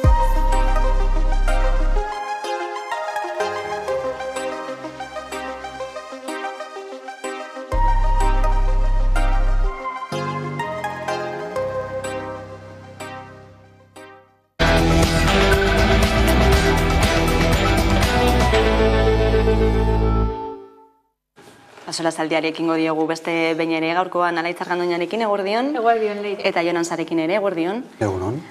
Ekonomia alorrari begiratuko diogu lehenik eta behin badakizuelako Euskal Autonomia Erkidegoko aurrekontuak aurkeztuta gaurkoan hasi dutela erronda oposizioko alderdiekin hitz egiteko borondatea dagoela badirudi bai, baina gero edukietan ere jarrerak ere desberdinak direla ikusten da eta Jaurlaritzak beste behin errepikatu du gainera fiskalitatearen eztabaida ez duela jarriko mahai gainean, ez? Dena den lehen lerro batean zer iruditzen zaizkizue aurtengo aurrekontuak, Jon esaterako? Bueno, fiskalitatearen kontua ez, egia da, Eusko Jaurlaritzak esan diezazukela, eskumen arazo bat badagoela, ez? Eusko Jaurlaritzak harmonizazio baten alde egin dezake, Eusko Jaurlaritzak gauzak egin ditzake, baina normalean foru aldundien eskuetan dago, eta hor badaude foro batzuk ere, foru aldundiekin eta Eusko Jaurlaritzarekin gauzaiek debatitzeko. Baina hori pixkat aitzakia ere bada, ez? Azkenean, kasualitateaz lau instituzioak gobernatzen dituen alderdia berdina da, eta kasualitatez esan du, baina seguraski ez da kasualitatez izango, ez? Jendea boto ematen dialako, noski. Beraz, iruditzen zait, fiskalitatearena badela oposizioak, eta logikoa da ezkerretik ere eskatzen duena, egiturazkoago ez deneteken aldaketa baten bidean, ez? Neurri bat hartzea. Gero Alderdi Popularrak ere fiskalitatearen kontu epatzen duen, justo kontrako norabidean. Nik uste dut, EAJ eta PSI-ri askoz hobeto datorkiola Podemos edo Bildu bietako batekin akordio zabalago bat egitea, PP-rekin egitea baino. Alaitz, nola ikusten duzu egoera? Oso antzekoa, ez? Azken finean, beti komentatzen dugula, ez? Gauza batzuei buruz hitz egiteko prest daudela, baina beste gauza batzuek dauz hori ukatu ezinak, ez? Hortik ezin gara jo, eta nik uste dut hortik dagoela irtenbidea hainbat kontutan buelta emateko, baina ez gara, edo ez dira oso ausartak hori egiteko. Orduan nik espero dut zuk esan duzuna, ez? Ezkerretik jutzea eta bintzat akordio zabal batera heltzea. Baina ez dakit horrek zer esan nahi duen. Urterik urtera mahai gainean jartzen delako, ez? Fiskalitatearen eztabaidaren behar hori, eta urterik urtera, ez? Ia dirudi gehiago luzatuko ez den kontu bat izan beharko lukeela bintzat, hainbat eta hainbat erronka plantatzen direlako epe laburrean ere, ez? Daukagu krisi energetikoa, etxe bizitzaren arazoa, zerbitzu publikoena, eta horiek guztiek indartzeko fiskalitatea aldatzea, ez? Eta hori izan daiteke irtenbideetako bat, bestelan nola bermatu daiteke gastu sozial hori?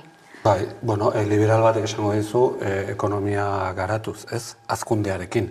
Baina hazkundearen teoriak zarkitu galetzen ari dira, ez? Hemen daukagun realitatea da, hemen aberatsa izatea oso errentagarria dela, gure haziendak direla, maila hortan aberatsa bali mazara oso hazienda interesgarriak, ez? Eta hori, ez? Baina kontua da, politika desberdinak egiteko bai behar dela, zuk esan duzu mazera fiskalidad desberdin bat, baina horrek nolabait harmonizazio bat eskatzen, ez? Olaf Scholzek, Alemaniako kantziliarrak duela gutxi aurkeztu du bere Europar Batasuneko etorkizuneko proiektua, eta hor aipatzen du fiskalitate bat nolabait aplikatu daitekena da gehiago gutxiago Europar territorio osoan. Ongizate estatu indartsu bat bilatzerako bidean, ez da hemen bakoitzak egiten duelako nahi duena eta komeni zaiona. Fiskalidade aurrerako eta egoki bat, segurazki niretzat sorze proposatzen duena, baina desberdina izango litzatekeena, bai eskatzen du toki guztietan aplikatzea zergatik, bestela kompetentziak sortzen dira, kompetentzia betik beraka egiten da, aber nor kentzen dituen zerga gehiago, eta momentu honetan zorpetze fase batean gaude, eta zorpetze horrek azkenean esan nahi duena da, biharko herritarrek oraindu beharko dutela, orain gastatzen ari garen eta oraindu beharko dutela, noski, jende langileak beti oraintzen duen bezala. Fiskalidade aldaketak esan dezake, langileak oraindu beharrean, goazen beste modu batera oraintzea, ezta? Orain labur biltzeko, ez? Orain gastu sozial bezala, ez? Aipatzen den hori, etorkizun batean murrizketetan bilakatu daitekeela, fiskalitatean eragina izan gabe. Azken finean nik uste dute gaur egun egiten ari direna, da hemen behin baino gehiagotan esan duguna, ez? Laguntzak eskaini, bonoak eskaini, baina ez badugu hori fiskalitatea aldatu, dirua amaituko da, nik uste dut orain borondate politiko bat dagoela edo beldur bat atzean dagoenez eta jendea lasaitzeko holako pausak eman direnez, holako gauzak sortzen ari dira, baina nik uste dut helduko dela momentu bat non dirua amaituko da, eta momentu horretan bai ala bai aldatu behar da fiskalizazioa, eta hor bai nik uste dut eukiko dugula kriston erronka, ze badakigu oligopolioek zer esango duten, enpresek zer esango duten, zuk aipatutakoa. Aberetzek nora joango dira beraien dirua dinot, etekin gehien ateratzen duen lekura jungo dira, edo gutxiago ordaindu behar duten lekura, orain gaur egun gertatzen baldin bada, olako aldaketa batean, are gehiago gertatuko da, ez? Eta ez bakarrik famatuak eta kirolariak eta olakoak, baizik eta jendea, esango doa, ni hemendik jungoraz, eta joan naiz beste batera, gutxiago ordaintzeko. Atzokoan gurean izan zen EH Bilduko legebiltzarkide den Iker Casanova eta fiskalitatea eta aurrekontuen gainean ere hitz egin zuen, entzungo dugu. Denean aurrekontuen definizioa, aurrekontuen kuantifikazioa fiskalitatean oinarritzen da. Eta uste dugu, lehen aipatzen genuen mundu mailan arroldaketa baten aurrean gaudela, eta fiskalitatea ere eztabaidagai da mundu osoan. Fiskalitateak behar duelako aldaketak garai berrietara egokitzeko eta instituzio publikoi emoteko behar dituzten elementu ekonomikoak jendea babesteko, zerbitzu publikoak indartzeko eta baita ere politika ekonomiko proaktiboak egiteko norabide egoki batean. Beraz, gu bai, fiskalitatea inguruan neurriak eskatuko ditugu eta pentsatzen dugu edozein eztabaida aurrekontu eztabaidatik ezin dela atera gai hau.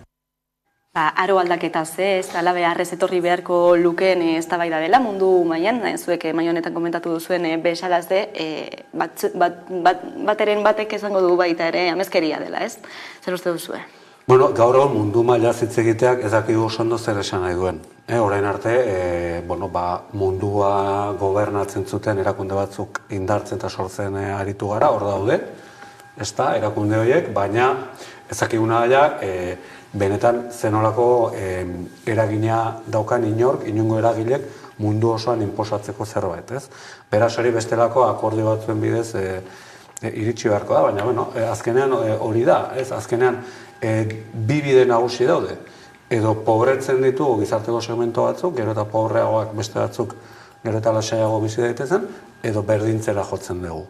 Azkenean, bi norabideak horiek dira, eta erabaki politikoak hartu behar dira, baina erabaki politikoak hartu ahal izateko atzean egon behar du indar batek, aukerak, eta bar, zeren oligopolio batek benetan indarra daukanean baldintzatzeko, txantaia egiteko eta barra egiteko, hor gobernuek ez daukate zera hondirik, beraz, lehen esaten genuen harmonizazio hori, koordinazio politiko hori gobernu esberdinen artean, publikoaren indartze horrek izan behar du koordinatua eta denon artean ahalik eta gehien erabakia. Ezakit mundu mailan Iker Casanova kopa digun bezala, baina Elitzateke gaizki izango, ez Euskal Herri mailan astea horrekin, ez da?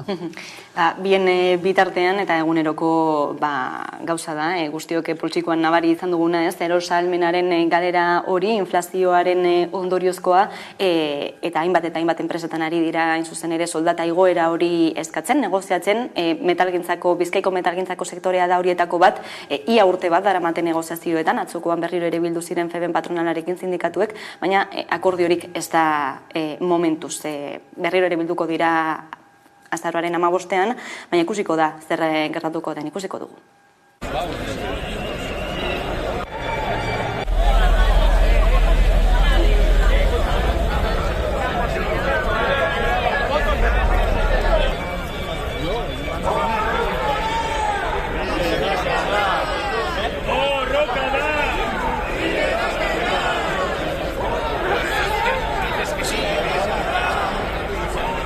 Daude eskatzen metaleko langileak.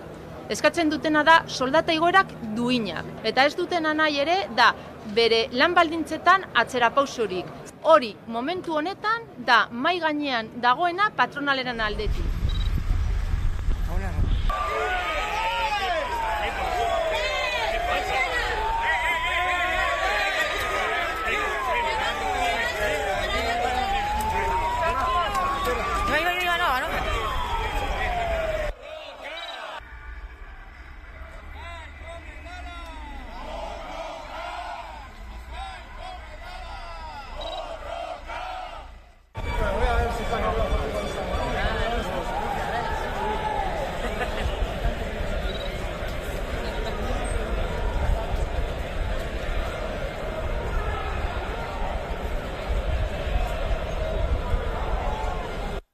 Ikusiko dugu, beste 5 greba egun daitu dituztela sindikatuek, nola uste duzu askatuko delako erapilloa, Alaitz?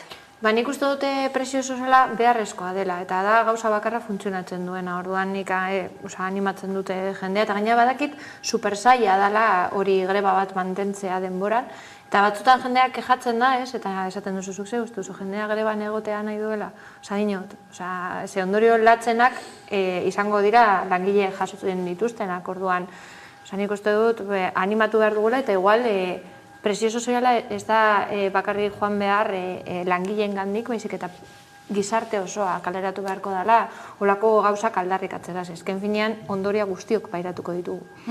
Ikusten ari garelako zenbait sektoretan, zenbait enpresatan, baina banaka ari direla borroka horiek egiten, agian guztiak batzea izan ere, arazo strukturala izanik, ez nola ikusten duzu? Oso irautzaile gaude, Oso, ondo, beira, bereak esaten dute borrokan eta ikusi du literalki horrela delaz. Egia da, grebalariak arriskoan jartzen ditu hainbat gauza, bere gorputza hasteko, bere etorkizuna, bere familiarena, eta batzuetan ez daukate zer galtzeko. Hori ere horrela da.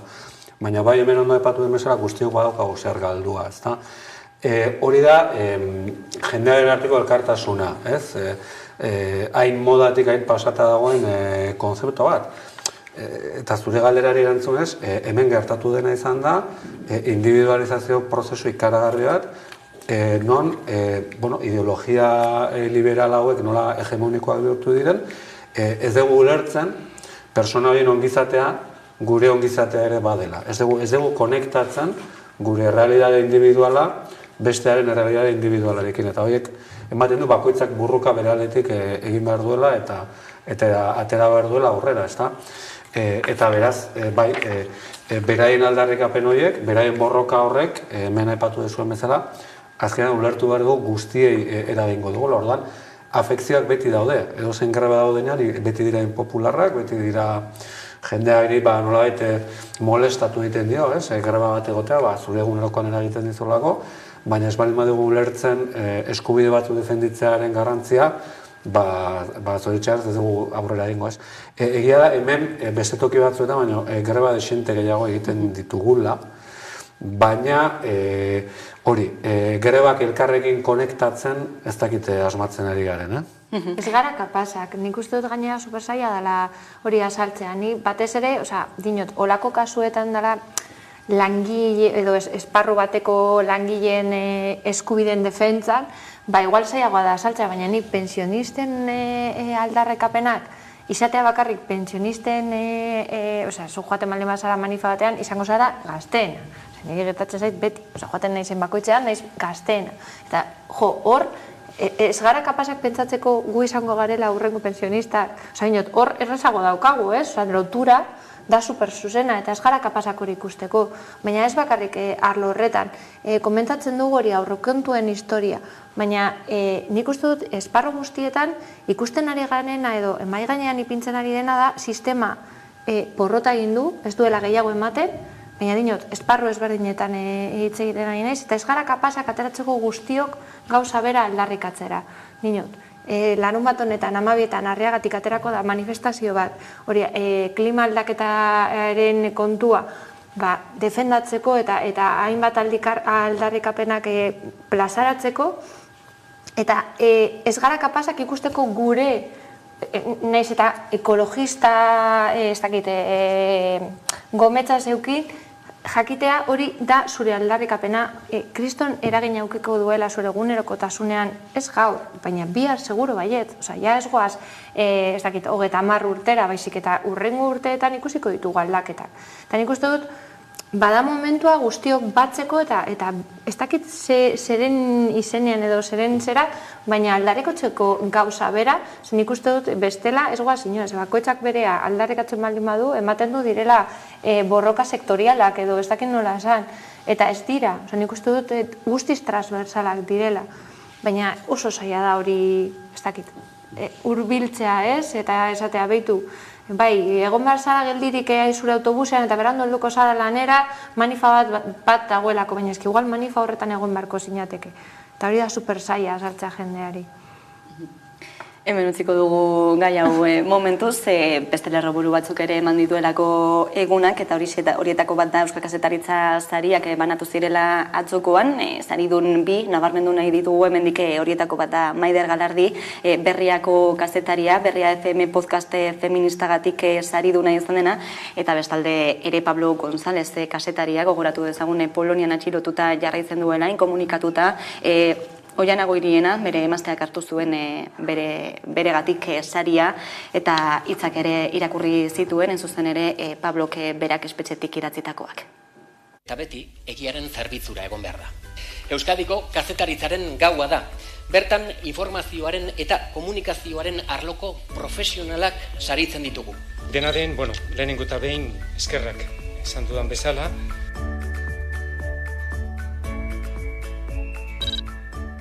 Horixe baita Berria FM podcastaren helburua. Euskeraz informazioa lantzea doitasunez eta genero perspektibarekin. Horregatik eskertu nahi dut Berriako lantaldea ere.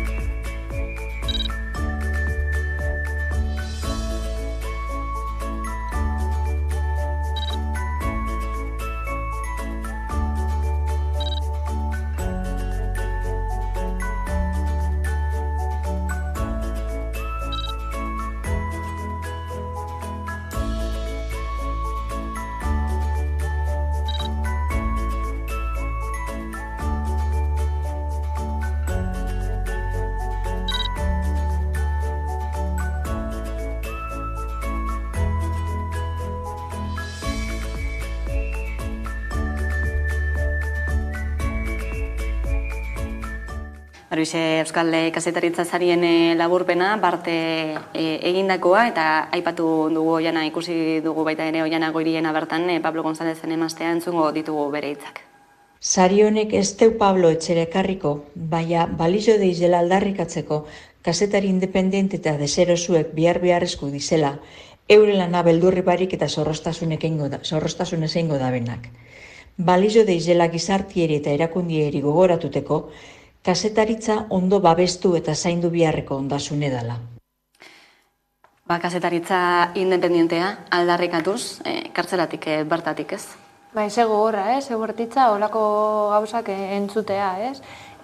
Nik oraindik ez dakit, 8 hilabete pasatu dira ja da, eta oraindik ez dakit juridikoki zelan den historia, baina ez dauka zentzu handirik, nire ustez. Eta gero, lehen komentatu genuena, ez? Bai, hori komunikabideen arlotik jendea babesa eman du, baina instituzioak zer egiten ari dira. Hori da niri gehien kezkatzen dagoen, eta horrekoan horretaz egun ginen berbetan, ez? Nola agertu ziren hainbat zuzendari esanez, hori babesa emoten edo esanez, ez daukala zentzurik, baina instituzioen ahotsa nik oraindik ez dut entzun. Bai, eta ironikoa da, ez? Independentzia askatasunarekin ordaindu dezakezula, ez da? Alegia, independente izateak kartzelara zara matzala hain zuzen ere, ez edo alegeta modu askenean informatzea. Aplikatzen da gerra bateko logika bat. Gerra batean gaude, gerra betean gaude, eta gerra horretan ez da onartzen informazio zuzen eta kalitatezko bat ematea, ez dauka beste azalpenik eta beste esplikaziorik, ez? Gero ikusten ditugu komunikabide asko, ez da noski Ameka Telebistaren kasua, baina enpresa handiak atzean dituzten komunikabide asko ikusten ditugu, ze kalitate eskaseko informazioa ematen duten, ze nolako marko interpretatiboak eraikitzen dituzten eta hor daude, horrari dira, eta horrekin guztio galtzen dugu. Lehen esan dugu, gauza hauzeak konektatuta daudela, Pablo González kartzelan egoteak esan nahi du gure informaziorako eskubidea ere urratu ezan dela, ez? Kazetaritza kinkalarrian dagoela, ez? Interesekin batzuei erantzuten dionean behintzat, eta horrelako kazetariak daudenean, ez? Ausartak eta independenteak horrelakoak gertatzen direla, baina gainera, ez, aipatu duzun instituzioen babesik gabe momentuz gogoratuko dugulako Pablo González epaiketarik gabe dagoelako, oraindik ere atxiloaldi, behin-behineko atxiloaldian 8 hilabete dagoeneko Polonian. aurrera jarraitu behar dugu, dena den. Gaitz aldatuta, baino gehiagotan aipatu duguna hemen ere ez, eta ekonomia gaiekin ere lotura zuzena duena prekarietatearekin horixe da gazteen emantzipazioa edo emantzipazioa gazteen asoilik ez dagoeneko ia gizarte mailako arazo bat izaten ari delako ezta.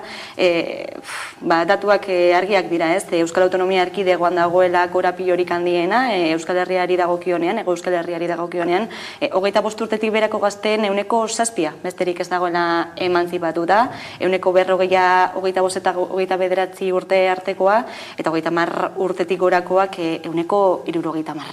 Horiseak dira datuak, baina ez dakite nola ikusten duzuen egoera, ez? Eguneroko gauza badelako, eta agian zuek ere bizituzuelako individu. Gainera, hori bilatzeko, lehenengo eta behin oso zaila da bilatzea alokairu bat, jendea ez dugu etxe bat ordaintzen, kaleratzeak gaur egungoak ez dira hipotekia ez ordaintzaketik, baizik eta alokairua ez ordaintzagatik. Gero, beste aldetik, jende gaztea bere auzotik ihes egin behar du bilatzen leku bat merkeagoa, eta horrekin nik uste dut elkarbizitza apurtzen dara guztiz auzo ezberdinetan, ez? Eta nik uste dut hori ondorio latzak ekartzen dituela, eta hori bebain nik uste dut arlo horretatik zaindu beharko da, jendea gelditzeko bereien auzoetan, ze hor elkarbizitza sortzen da, hor sare bat sortzen da, eta oso garrantzitsua da hainbat gauzak lantzeko. Eta beste aldetik, komentatu duguna hemen behin baino gehiagotan izan dela, egiten diren edo ematen diren pausoak normalean ez dira jabeen etekinak murrizteko, baizik eta ez dakit gehiago irabazteko esango nukenik, hori Gaztelagun edo lako proiektuak egiterakoan egiten dutena da dirua ematea gazteari, berak emateko jabeari, orduan ez dira prezioak mugatzen, baizik eta bakarrik lagun txiki bat emoten, gero jabeak diru gehiago irabazteko. Hortik nik ez dut ikusten irten bidea, eta gero badauz esparru batzuk Bilbon, non turistifikazioa egin duena izan da, prezio igoera itzela egotea, ordaindu ezina, ez gaztentzat, ez nagusientzat, ez inorentzat, nire ustez. Ordaindu ezina aipatu dugulako ere, ez soldatarekin lotura zuzenare duela, eguneko oso handi bat ia soldataren gehiengoa, etxe bizitzara bideratu beharko liratekeela, bakarrik emantzipatu nahi izan ez gero joan. Bai, eta gero emantzipazioa zer dan, zer hipoteka bat daukanak ezakit emantzipatuta dagoen, ez da? Horrela bizi denak, ez? Bai, eta gero makroestadistiketan asko ibiltzen gara, ez? Baina, barne produktu gordina. Eta esan duzu, hemen daukago barne produktu gordin bat, ez dakite, Hungrian edo Rumania, baina asko zaundiagoa, eta gar.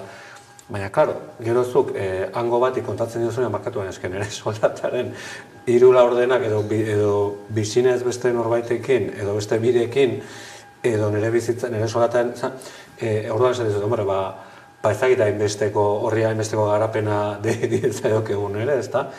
Jakina, hori da, lehen aipatu dugun hegemonia liberal horren beste alor bat, ez?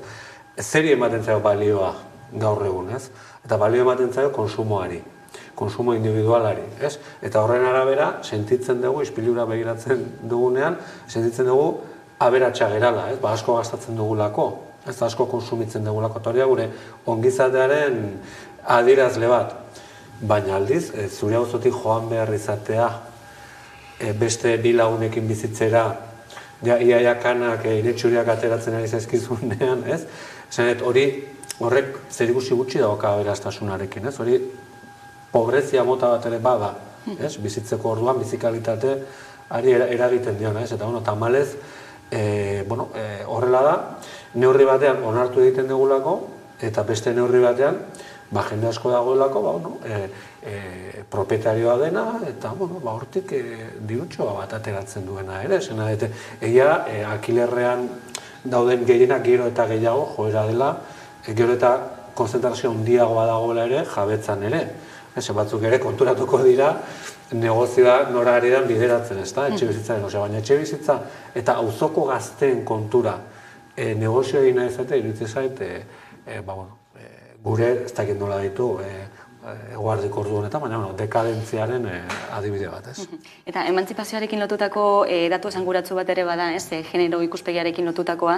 Datuek diote emakumeek gehiago emantzipatzen direla bikotean esaterako, eta bakarrik edo lagunekin gehiago gizonak, ez? Horrek ere badu zer esanik. Bai, azkenean sistema patriarkal batean gaude eta horrek bere ondorioak ditu, ezta?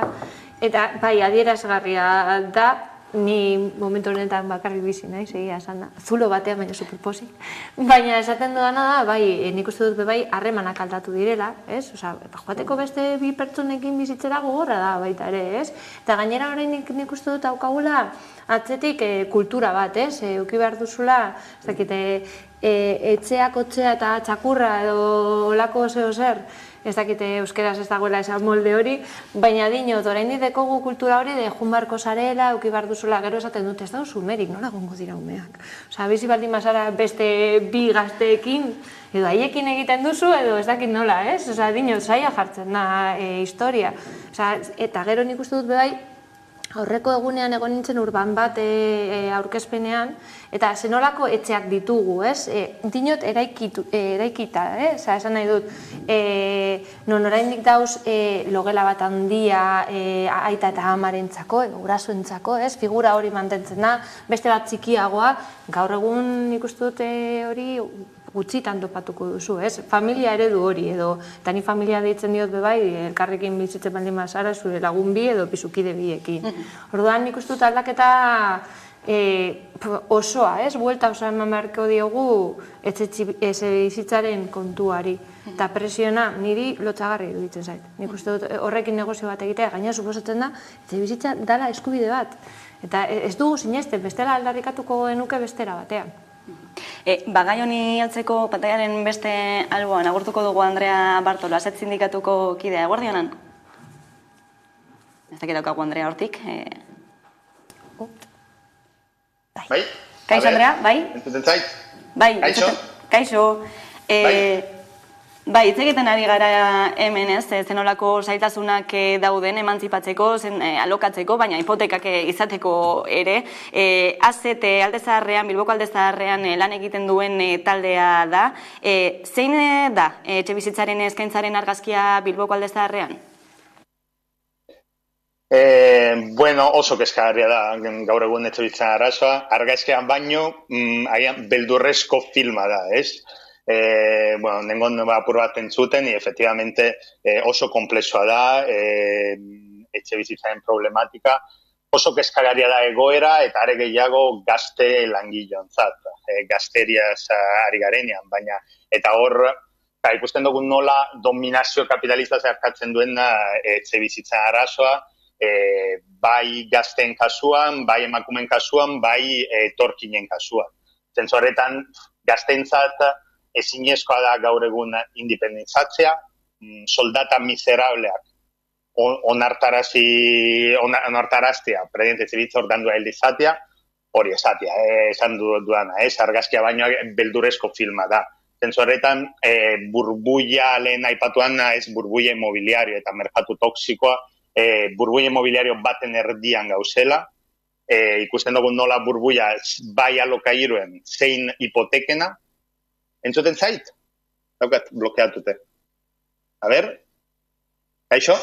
Bai, Andrea, entzuten zaitugu. Bai, parkatu. Eta Bilboren kasuan, ikusten dugun nola azken urtetan ikusten ari garena da presioen gorakada bat, ez? Langileon bizibaldintza okertzen diren bitartean, etxe bizitzaren negozioa gero eta errantagarriago da. Eta horrek erakusten ditu datuak dira surrealistak. Ikusten dugu nola gaur egun etxe bizitza bai erosketa, bai alokairoena, ez? Gaur egun etxe bizitza bat Bilbo eta Aldezarean are gehiago, ia 3.000 euro metro kargatua. Bilbo oso handia, 2.600 euro metro kargatua erosteko etxe bizitza bat, eta Aldezarean kasua ia 3.000 euro. Zentzorean dau, estatuaren laugarren hiririk garestia. Eta alokairoekin berdina pasatzen da. Gaur egun alokairo bat ordaintzeko, en plan, jabetean 1.300 euro baino gehiago balio du etxe bizitza. Hau da, 2001-tik 110% igo da alokairuen prezioa. Eta lehen aipatu dana soldataren soldata errealarena, eta gaur egun soldataren 60% baina gehiago etxebizitza ordaintzeko gastatzen dugu. Hau da, etxebizitzarena eta merkatu immobiliare ez da merkatu bat bizirauteko gerra baizik. Duzu, ez da, Andrea, prezioak goraka eta goraka jarraitzen dutela. Zer iruditzen zaizu Gaztelagun programa? Esaterako, ez? 800 euroko topea jartzen dutelako, programa honetan parte hartu ahal izateko, alokairuak gehienez 800 euro balio beharko du. Ez dakit eskaintza hori erreala den Bilbon? Noski ez dela erreala. Gu beti adibidez, hurbiltzen zaigun jendeari bai esaten diegu olako laguntza eskatzeko eta, bueno, hori, bizirauteko tresna direlako, baina esenzialmente partxeak dira.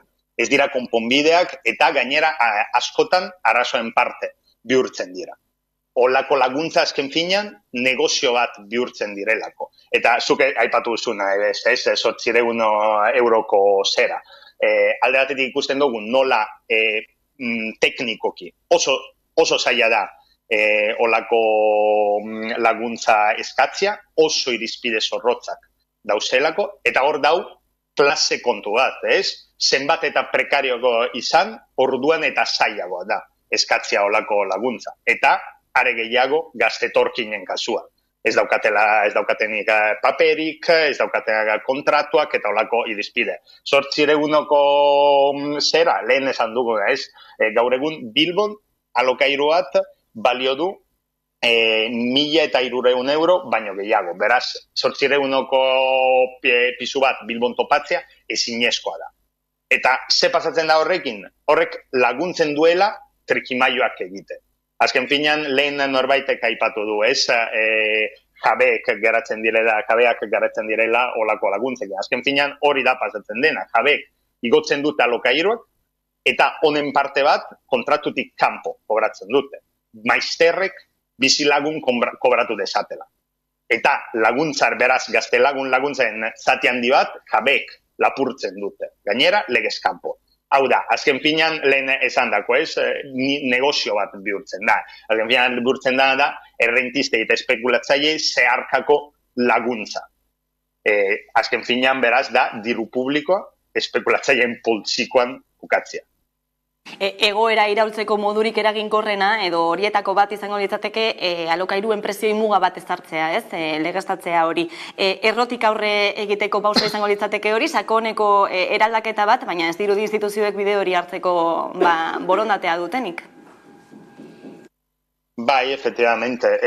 Bueno, bai, tresna ona izan daiteke, behintzat, bueno, hori, langileen bizirauten alizateko, baina, bueno, guk be esaten dugu be partxe izango litzateke. Ez luke etxebizitza arazo konponduko. Alde batetik, bueno, instituzioen parte, zuk esan dako, ez dau borontaterik, azken finean, ulertu behar dugu, instituzioek ez dutela etxebizitza arazo konponduko, arazoan partea direlako. Azken finean, haien lana da, eta haien jardura etxebizitzaren merkantilizazioa defendatzea, eta etxebizitzaren negozio kapitalista bermatzea. Zentzu horretan, apostu serio instituzioen parten egon badago, baina ara doa, kapitalistaren interesen aldekoa. Zentzu horretan, hori, adibidez, olako etxebizitzaren legea, planteatzen da estatu mailan etxebizitzaren legean, edo etxebizitzaren presioa mugatzea, espekulazioa borokatzea, oso ondo egongo litzateke.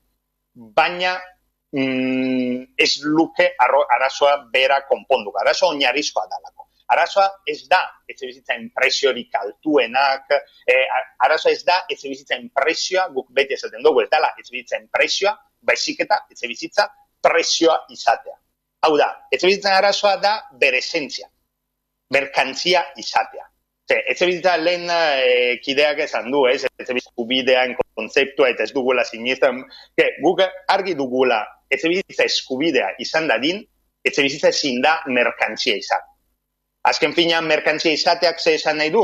Ez badugu dirurik, ez dugu etxebizitzarik izango.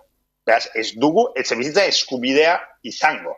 Azken finean hori da, eskubidea merkatua erosi behar badugu, ez da eskubide bat. privilegio baizik. Zentzu horretan, oso ondo etorriko litzake olako tresna bat, prezioen mugatzea, espekulazioa borrokatzea, baina etxebizitzen arazoa benetan konpontzeko, bide bakarra dago. Etxebizitzen desmerkantilizazioa eta jabetza pribatuaren abolizioa. Etxebizitzen forma kapitalista apurtzea. Andrea Bartolo, Azet taldetik eskerrik asko gaurkoan xehetasun guzti hauek emateagatik. Hurrengon arte. Mi esker zuei, agur. Baina eta berriro ateraten gaia da espekulaziorako tresna bat bihurtu dela etxe bizitza eta Jonek lehentxeago ere aipatu du espekulatzaile txikien kultura hori ere gizartean norbanakoetan txertatuta dagoela, ez? Guztiz adoz gainera hori berako esan duela, ez? Da negozio bat eta argi dago eta hori badago etxe bizitza publikoa, baina hori lortu alizateko sistema parte bihurtu beharko zara, ez? Esan nahi dut, burokratikoki oso zaila da, berak aipatutakoa, oso zaila da, irizpideak oso zailak dira, oso zorrotzak dira, eta gainera ez dago edo norentzat. Dinot, migrantea baldin bazauz erroldatuta akabo, ez daukazu eskubiderik, ez daukazu etxe bizitza eskubiderik, eta horregatik eta hainbat migrante kalean bizi direnak. Ez daukate etxe bizitzako eskubideak, eta hori zergatik da, batutan munduari buruz hitz egiten dugunean, zukari lehen aipatu duzuna, ez gaude guztiontzat mundu bati buruz hitz egiten, eta nik uste dute hortik bebai gakoa dagoela, ez? Baldin bada negozio bat diru auki behar du, zu eta hori da berak esan duena, eta gainera ez bakarrik dirua, baizik eta erroldatuta egon beharko zahara, eta hainbat kontu, ez? Eta nik uste dut hori dela kezkagarriena dena, eta horregatik dago hainbat jende kalean bizi dana. Kalean edota atxuriko kantzetan, ez? Arreziak jarri zituzten arte, hain zuzen ere gaur mobilizazioa ditu dute, arrantzaldean Sozarrazakeria Kongetorri Refusiatuak eta BDS Bizkaia taldeak, hain zuzen munduko arreziak apurtu lelopean, ez? Arreziak egon badaudelako, fisikoak eta ez fisikoak, bidazoa ere hor badugulako, ez? Oso presente, baina hori da gertatzen ari dena, ez? Europan geroz eta arrezi gehiago eraikitzen ari direla. Azkena Finlandian, gainera, Rusiarekin duen muga horretan. Gero barne arreziak daude, ezta, hemen badaude auzotik auzora sekulako diferentziak, eta arrezien mundu batean bizi gara, eta arreziak banatzen ditu, ez bakarrik muga geopolitikoak, baizik hori. Baduena eta ez duenaren arteko arresi horiek hor daude, eta arresia batzutan ez dira pareta bat. Arresia batzutan da hipoteka bat, da bulego burokratiko bat hemen aipatu den. Batzutan horiek dira arresirik, gainditzeko arresirik zailenak direnak, ez da. Nik uste eta arrazismoa bai dagoela, eta hori askotan aipatu dugu, baina arrazismoari oso lotuta klasismoa ere joaten da askotan, ez. Eta lehen aipatu dugu logika liberal horietan, azkenean lortzen dena da, nolabait gizartean azken aurreko dagoenak azkenaren kontra jartzea, ez da. Alegia, batzuetan langile normal bat izan daitekena, ez? Ikusten badu bere etorkizun personala pixka bat arriskuan, agian tentazio eduki dezake norbaitek, emozio batzuk mugituta eta bar, errua kanpotik datorren edo beste kontinente batetik datorren persona pobreago bati botatzearena, ez da. Hori fenomeno hori Europar gizartean ere tamalez ezagutzen dugun zerbait da, eta batzuetan arrazismo espresio batzuk horrekin lotura ere badokate. Ez azkenean arrazismoa zaila delako ikusten goikoaren kontra. Normalean bekoaren kontra arrazistagoak izaten gara, ez? Testuinguru honetan, Frantziako gobernuak aurkeztu du, ez? Migrazio lege berri bat, Oiana Teizeire Berriako kazetariak eman dizkigu honi buruzko xetasunak. Atzean kalkulu politikoak badaude, alde batetik eskuin mutujaren sedukzio operazioarekin segitzen du, erakutsiz joztasunez jokatuko dutela, eta bestetik Frantziako ezkejari ere keinu egiten dio, lan egonaldiak edo sistematizatuz.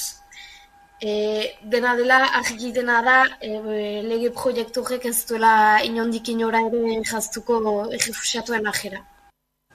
Finean, lege berri honek diona da, delituak egiten dituztenei kaleratze prozesu hori azkartzeko neurriak hartuko direla, eta lanera joatengo direnei baita ere baldintzak indartuko direla, ez? Nola ikusten duzu, ez? Nolako kutsua hartzen diozue? Jo, bani orain entzutean gogoratzen dut, hemen ez dakite izan zen pertsona bat erori zala zubitik eta beste bat joan zan bere atzetik eta atera zuen eta orduan jendea esaten zuen, jo, honi eman beharko dizkiogu paperak. Eta gu hemen geunden flipatzen, en plan, orduan izan behar zara, pertsona ona, erdi superheroia, eukitzeko paperak. Orduan ez da eskubide bat, ez? Paperak eukitzea edo mundutik ibiltzea, baizik eta da privilegio bat, ez? Osa, etxebizitzaren kontuarekin esan dugun gauza bera, ez, aurkeztu behar duzu zure gura edo demostratu egin behar duzu, zarela pertsona ora gelditzeko leku batean, ez? Ez da eskubide bat.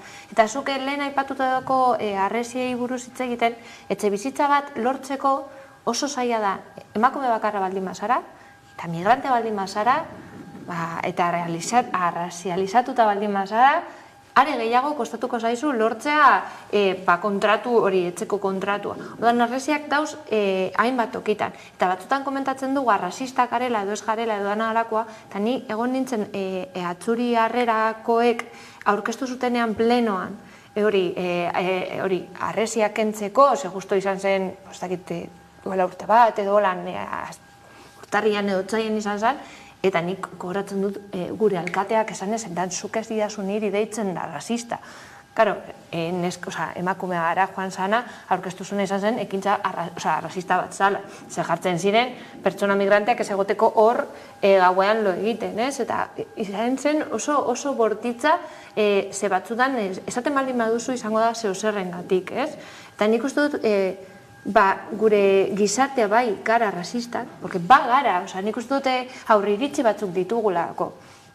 Eta horrek ezin duena da besteen eskubideak oztopatu. Eta hori da nik uste dute gaur arratsalean guztio joan beharko garela, bebait gauza transversal bat dela, laster gu migranteak izango garela, ez bagara oso aberatzak gu laster migratuko gara bebai, eta nik uste dute aldarrikatu behar dituguna da eskubide guztiak guztiontzat izan beharko direla.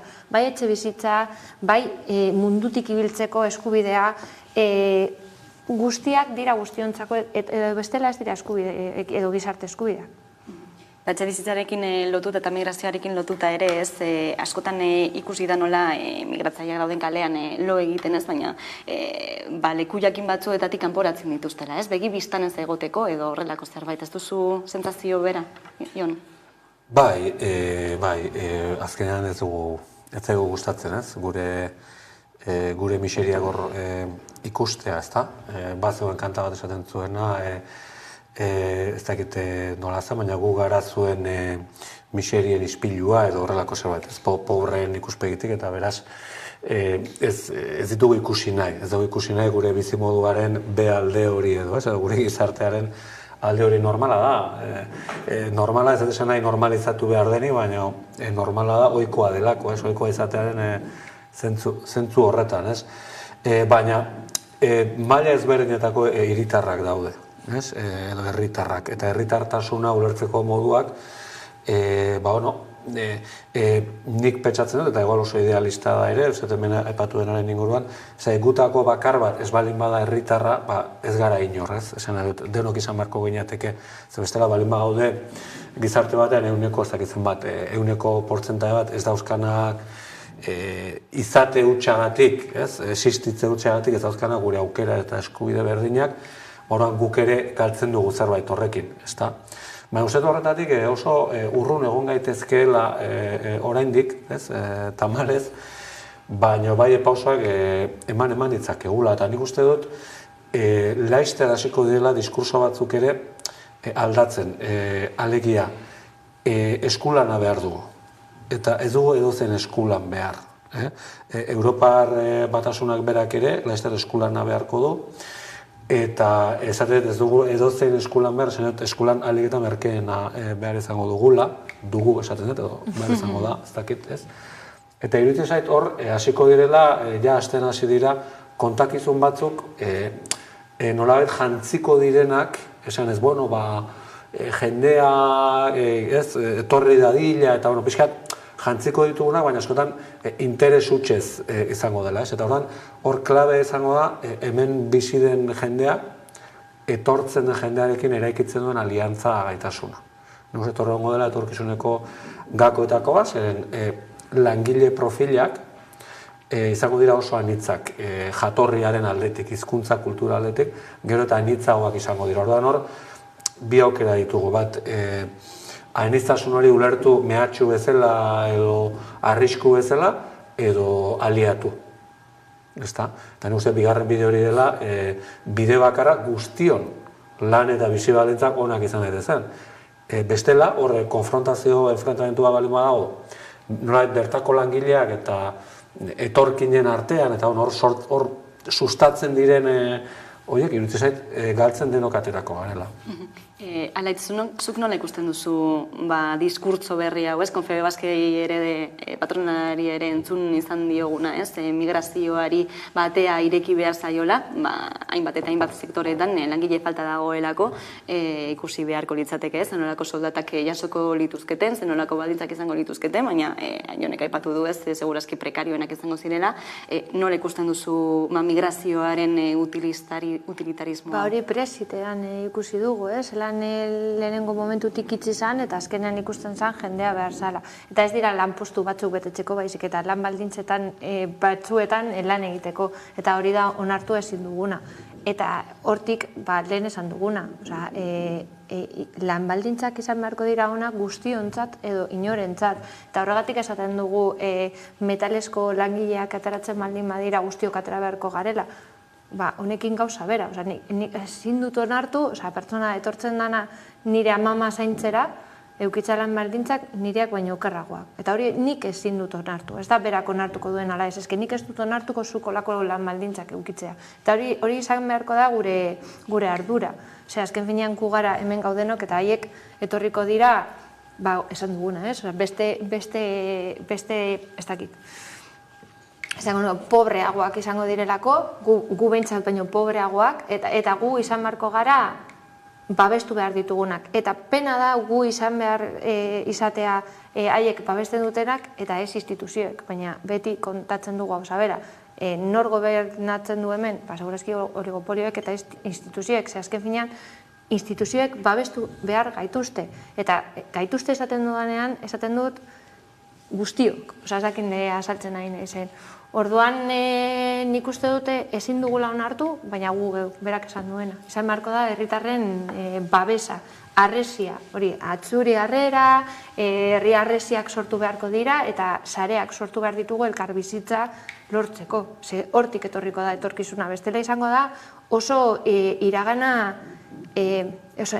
oso etorkizun bortitza, oso violento izango da nire uste, izango da borroka, eguneroko borroka, energia nork eukiko duen, janaria nork eukiko duen, etxebizitza nork eukiko duen, eskubideak nortzuk eukiko dituzten, ez? Eta hori da nahi duguna, gu da, enfrentamentu bat gure artean, ezken finean gu haiek baino aberatsuagoak gara, baina laster izango gara pobreagoak, eta haiekin batera borrokatuko dugu, hori, lan horiek, lanpostu horiek lortu alde izateko. Nik etorkizunean nahiko beltza ikusten dut, eta horren kontra borrokatzeko nik uste hori, aliantzeak, sareak eta babesa. Babestu behar dugu gure burua eta ondokoarena. Hausnarketa hauekin geldituko gara, hemen utziko dugu gaurko solasaldia. Alaitz Argandoña eta Jon Antza, eskerrik asko beste behin guren izateagatik. Eta ordu betatik aurrera, eguneko albiste nagusia Karolina Suarez jankidearen eskutik. Ondo izan. Amaikak aplikazio berria du. Gaurtik aurrera, Amaika telebista edozein etxetatik ikus dezakezue. Smart TV aplikazio berriari esker gainera, munduko edozein txokotan dago eskuragarri. Sartu Google Play plataforman. Bilatu Amaika aplikazioa. Aukeratu Amaika. Instalatu eta gozatu edukiez nahi edan.